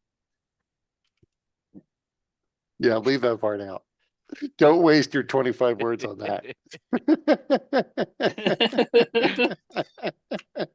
Wait, did We have decided not to sacrifice your life. Please help. So instead that you might help.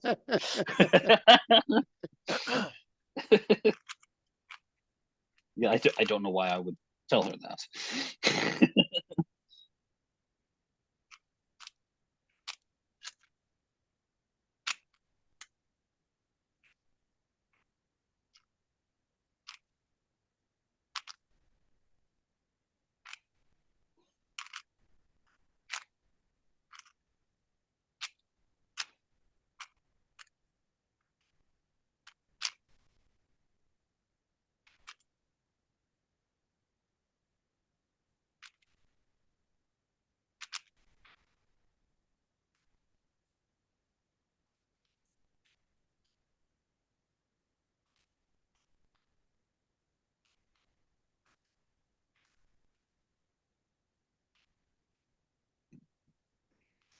So that's Luciorosi's response.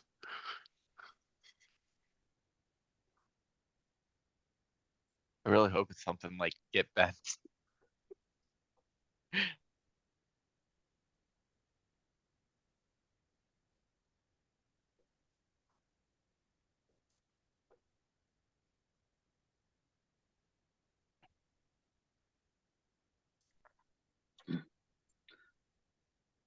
Okay.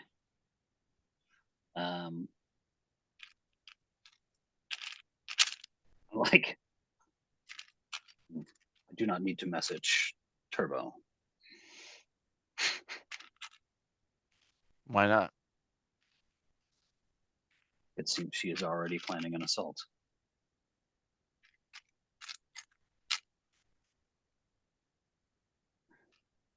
How'd you get that?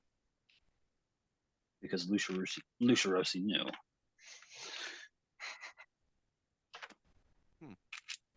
And apparently the Ifrix is an old companion of ours. Short-term companion. I just looked at the whole, I'm sorry, the Cricknaroval. He is the Ifrix. Apparently. He Or did mention, quite he possibly. did mention in the end, that he had some connection to Imix, which Yeah. is just an alternate name of Ifrix. He didn't mention that he was Imix. Which case he That's died fair. like a Imix died like a bitch. So You know, Or perhaps Well- Lucia Rossi wasn't always the smartest individual. Perhaps missed that detail of him, but I mean, we all missed that one. you know, while Brendan was here playing him, we missed a real big opportunity to just call him Cricket.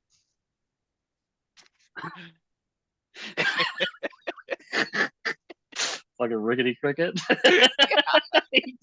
he did get fucking manhandled like him.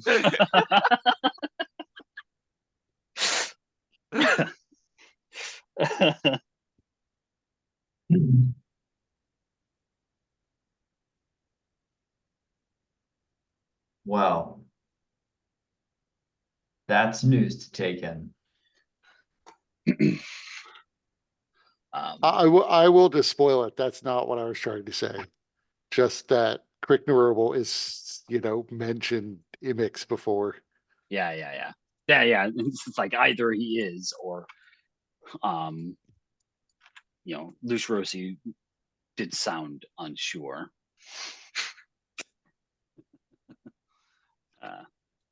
But he is apparently on his way to speak with an Emperor Hellweir. Emperor Hellweir. Seems he has elevated himself. And all the elves of the world shudder.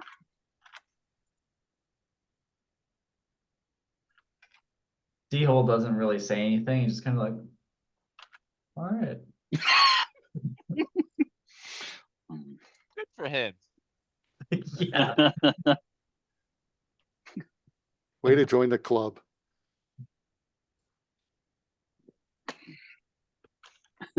Yeah, because Wow. they bonded over their mutual disgust of elves, I think, at one time. He was promoted, I mean, I was accidentally promoted too, so it happens sometimes.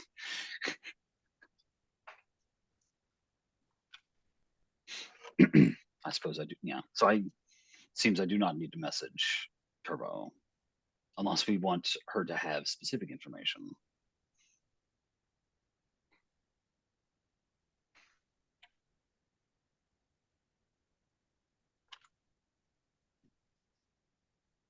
So what is your plan? Mighty fine question.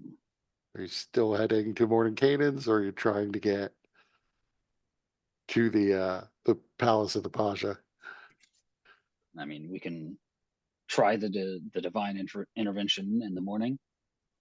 But if that doesn't work, then we continue the trip to Mordecai, perhaps.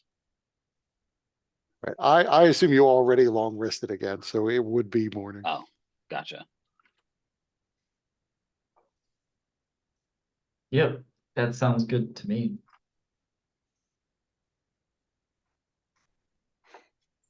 I will keep the sending in case we need to message again.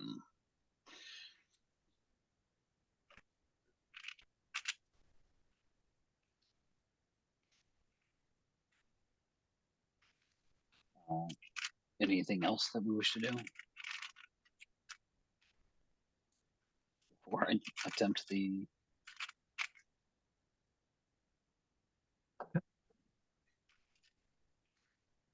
speak now or forever hold your peace. Do it. Alright, rolling D100. Oh.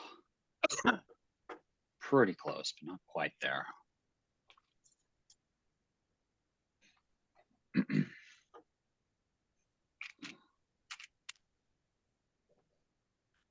So flying towards morning cannons then. I believe so. Yeah. Go. So the 8 hours passes, and as you are forced to land, very far off in the distance, probably like, another 30 miles or so away, you do see the pyramid of Amun-Ra. But you are forced to land.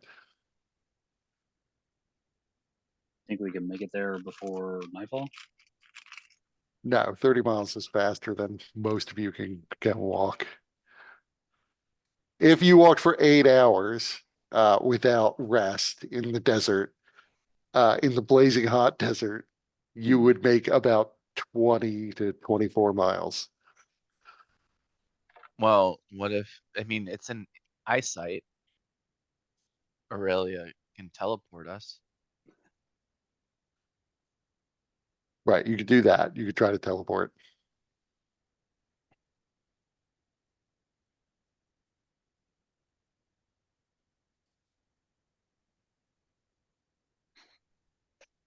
Totally up to it, really. Yeah, I mean, I'll try to teleport there. Right, so this would, well, let's see, is this viewed once or seen casually? Hmm. Yes.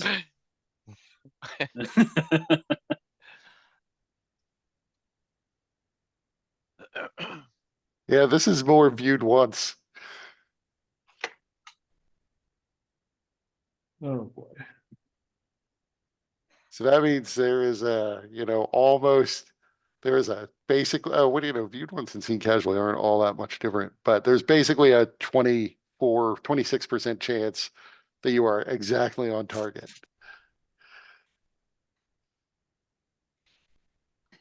And a Off 43% chance of a mishap. But it's not super far, so that's not terrible.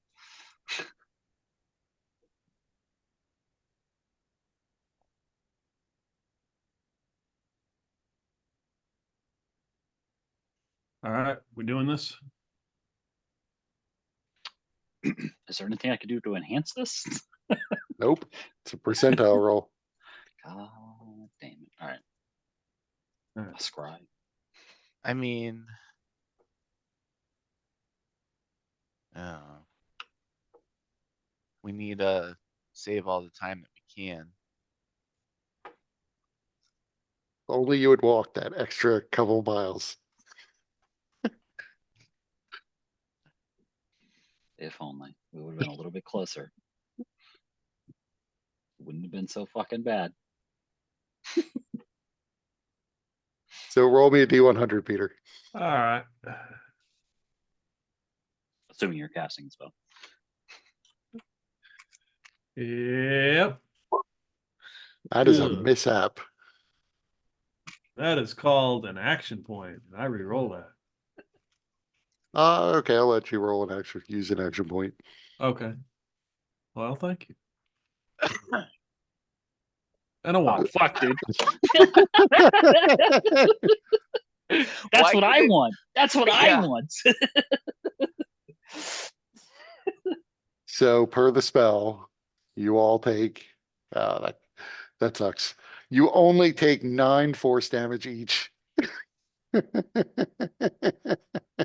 Well, it is my aggressive teleport, so And then I need to do a secret roll to see where you actually go. 9 hit points is something. That's 9 hit points off of Kepri.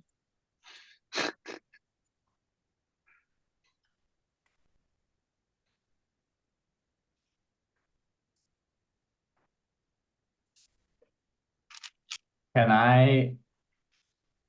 Can I use? So I can I have oh, I know. Never mind. I don't get to. I don't get to do that.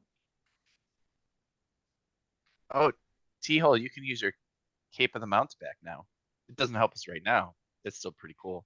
Yeah, I've been like I've had it. I've had it. I've just been like I really want to use this to get around, but I just didn't want to suffer the consequences. You just Hmm. gotta like now like pay attention and just remember everybody who previously you teleported around. Back So, just letting you know, re-rolling this, you can roll multiple additional mishaps. So you had the first mishap. You've just had 2 more mishaps. At least that's not a mishap. So, a little bit more force damage. is there another roll? Yes. You all take 28 more force damage as you feel yourself being buffeted from teleportation location 1 to the next. Where's the next D100 roll? Oh, I whisper rolled it to myself. Oh, okay. Because you don't know where you're going to wind up. So you don't know if you're actually, it's only if you get off target does being close matter. For similar area or mishap, it doesn't necessarily matter that you were super close. But you wind up at, you're in front of you, you see, do you know what a mastaba is? It's basically it's like a low single level tomb from which pyramids ultimately emerged. Pyramids sort of began as stacking multiple smaller mastabas one on top of the other. So it's like a square building. You see a single level mastaba, and behind it, you see the remains of a pyramid that looks as if someone came along and took a blade and just chopped the top of it off diagonally, scattering stones off to one side of it. It is definitely not the pyramid you are looking for, they're not the droids we're looking. right? Do we see the? Do we looking around? Do we see the other pyramid? No.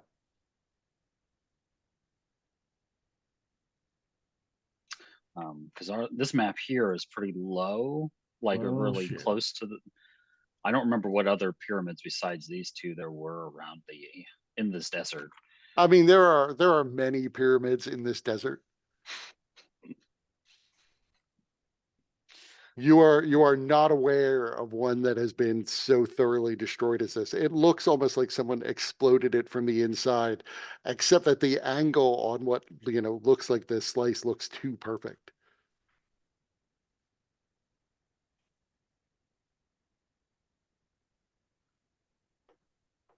Ugh.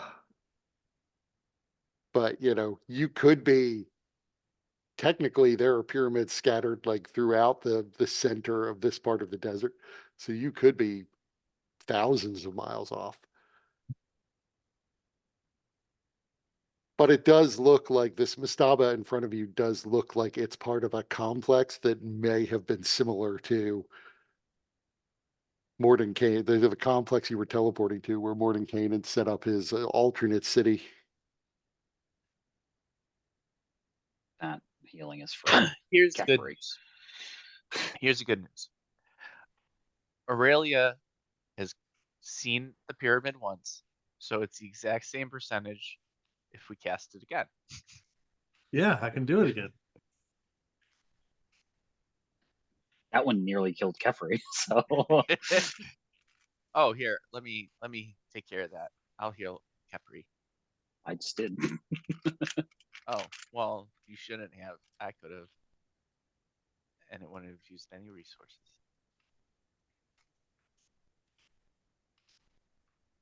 I mean, maybe you can lose that cure thing, For the day, right?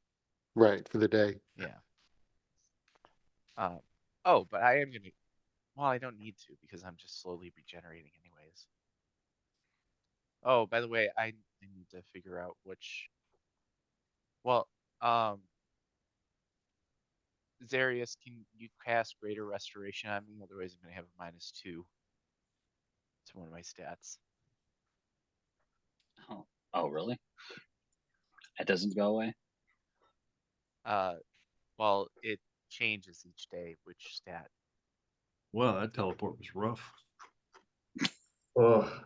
You just see like T-Hole's like Yeah. he's kind of bent over, Vomiting.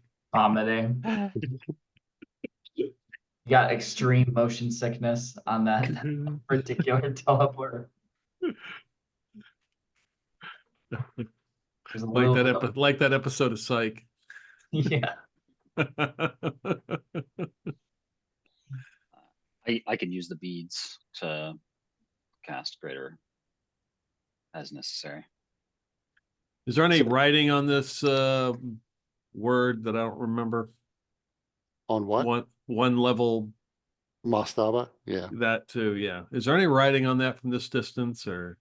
You don't see anything. This is a ruin. So it may be that everything's so eroded away that you're not going to find much. Maybe inside the mastaba or inside the pyramid, if you can locate structures that survived, there might still be writing. But on the outside, everything's been sand blasted away. I mean, nothing says that we couldn't find valuable things, whatever, here. That's true. The thought had occurred to me as well that maybe it would be worth checking this place out for teleporting, but I mean, either way, we have a few hours until dark.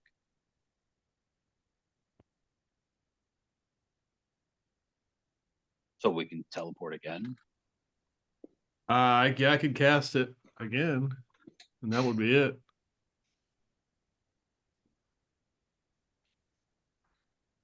Well, we're here already.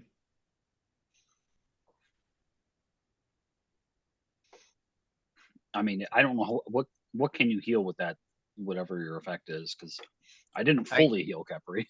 I can use an action pretty much at will until I roll a 6 or 1, I don't remember.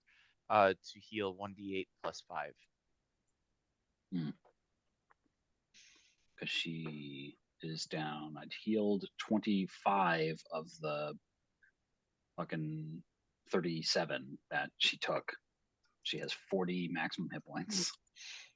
Wow. Actually, I'm gonna heal Aurelia. Because Aurelia, you took some damage. Yeah, but yeah, I'm fine. I mean, you can save it unless you have to use it. I mean, it once again, it's an at will ability. Okay. Um, Okay. until I basically do the opposite of a recharge. Okay. Oh wait, where's the? There they are.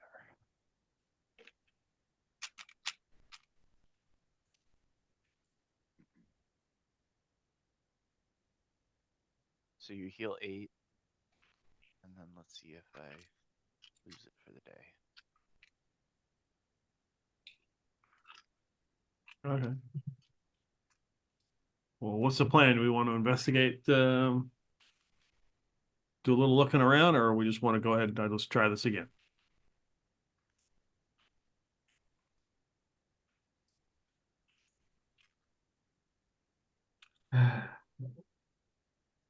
As much as I would like to look around, we are on a time is working against us. We should try to we should move quickly. All right. Well, I'm gonna heal Kepri some more just in case. Okay, And I'm gonna do another heal for Aurelia. all right, So now you heal 10. 10 more, nice. And I lose the ability for the day. That is the last bit of healing it's gonna do. Okay. All right, we're ready. Ready. I will attempt this. Attempt this again.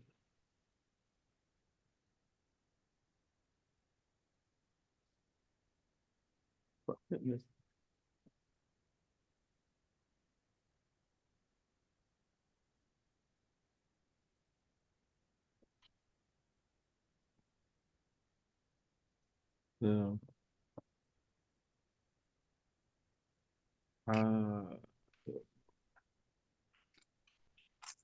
All right.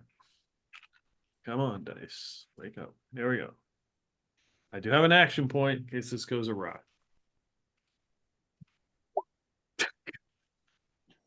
40. Another that mishap.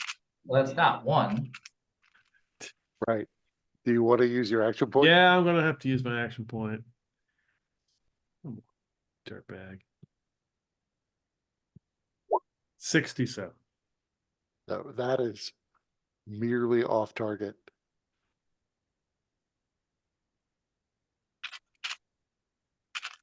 So roll me 2d10s, 1d10 2 times basically.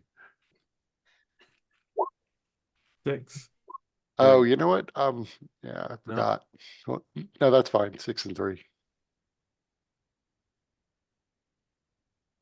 If we end up at the same spot we started. That would be hilarious. Yeah. I mean, off target means you're off by a number.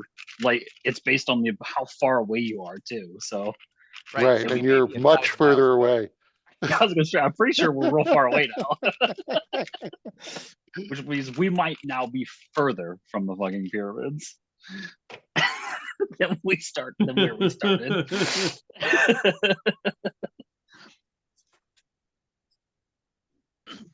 So you appear in the desert. Oh, good sign. All right. You are in the desert. You see no landmarks around you though. Yep, got it.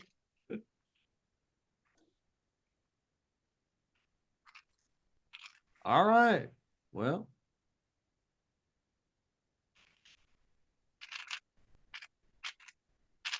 So you are now officially lost in the desert.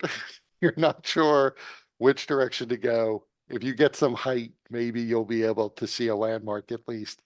You're not really sure if, you didn't at least take force damage. So as Aurelia understands the spell, you're probably close, but you obviously didn't arrive exactly on target. But for Okay. all she knows, you're like 200 miles away. Who knows? It might be another day's travel to get there. I'll have Kepler go up just a little bit, just to see if she can catch a glimpse of something. Kepri has to go up a little distance, not that much, before she says that she sees a pyramid off to the east, roughly to the east. Okay. She can't tell if it's the right one, but it's the only one she sees. So if you're close, then that must be it. Right. But she would guess it's probably like 50 miles away. Got it. I mean, technically you actually overshot it. So, but you are further away than you were. yeah. Okay, so let's just rest and Yep. start back in the morning. All right. Yep. Do some resting.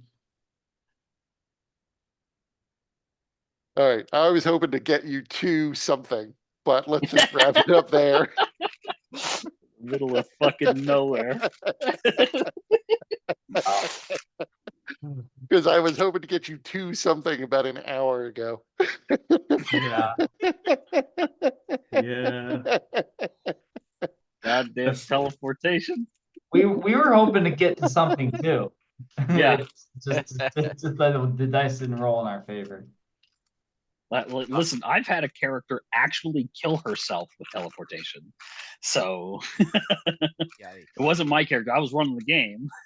They got caught in an avalanche, and the avalanche fucked them up. And then then they were stuck in the snow. They're like, okay, I'm gonna teleport. I don't have anything else with me. I'm just gonna teleport up Oh god. out of the snow. I'm like, got it. And they rolled a mishap. They fucked it up. So they mishapped. And then they were too high up and they fucking fell to their death. Wow. Yep. Well, Clave is gonna cast Mirage Arcane to create another sanctum. Okay. Someone want to roll me a D12 then? I can get that. Okay. So we will pick it up there next time. Sounds good. Thanks for running. Thanks for playing. This fun. Yep. Thank you. Talk to you guys later. Good night. All right. Later. Night. Oh,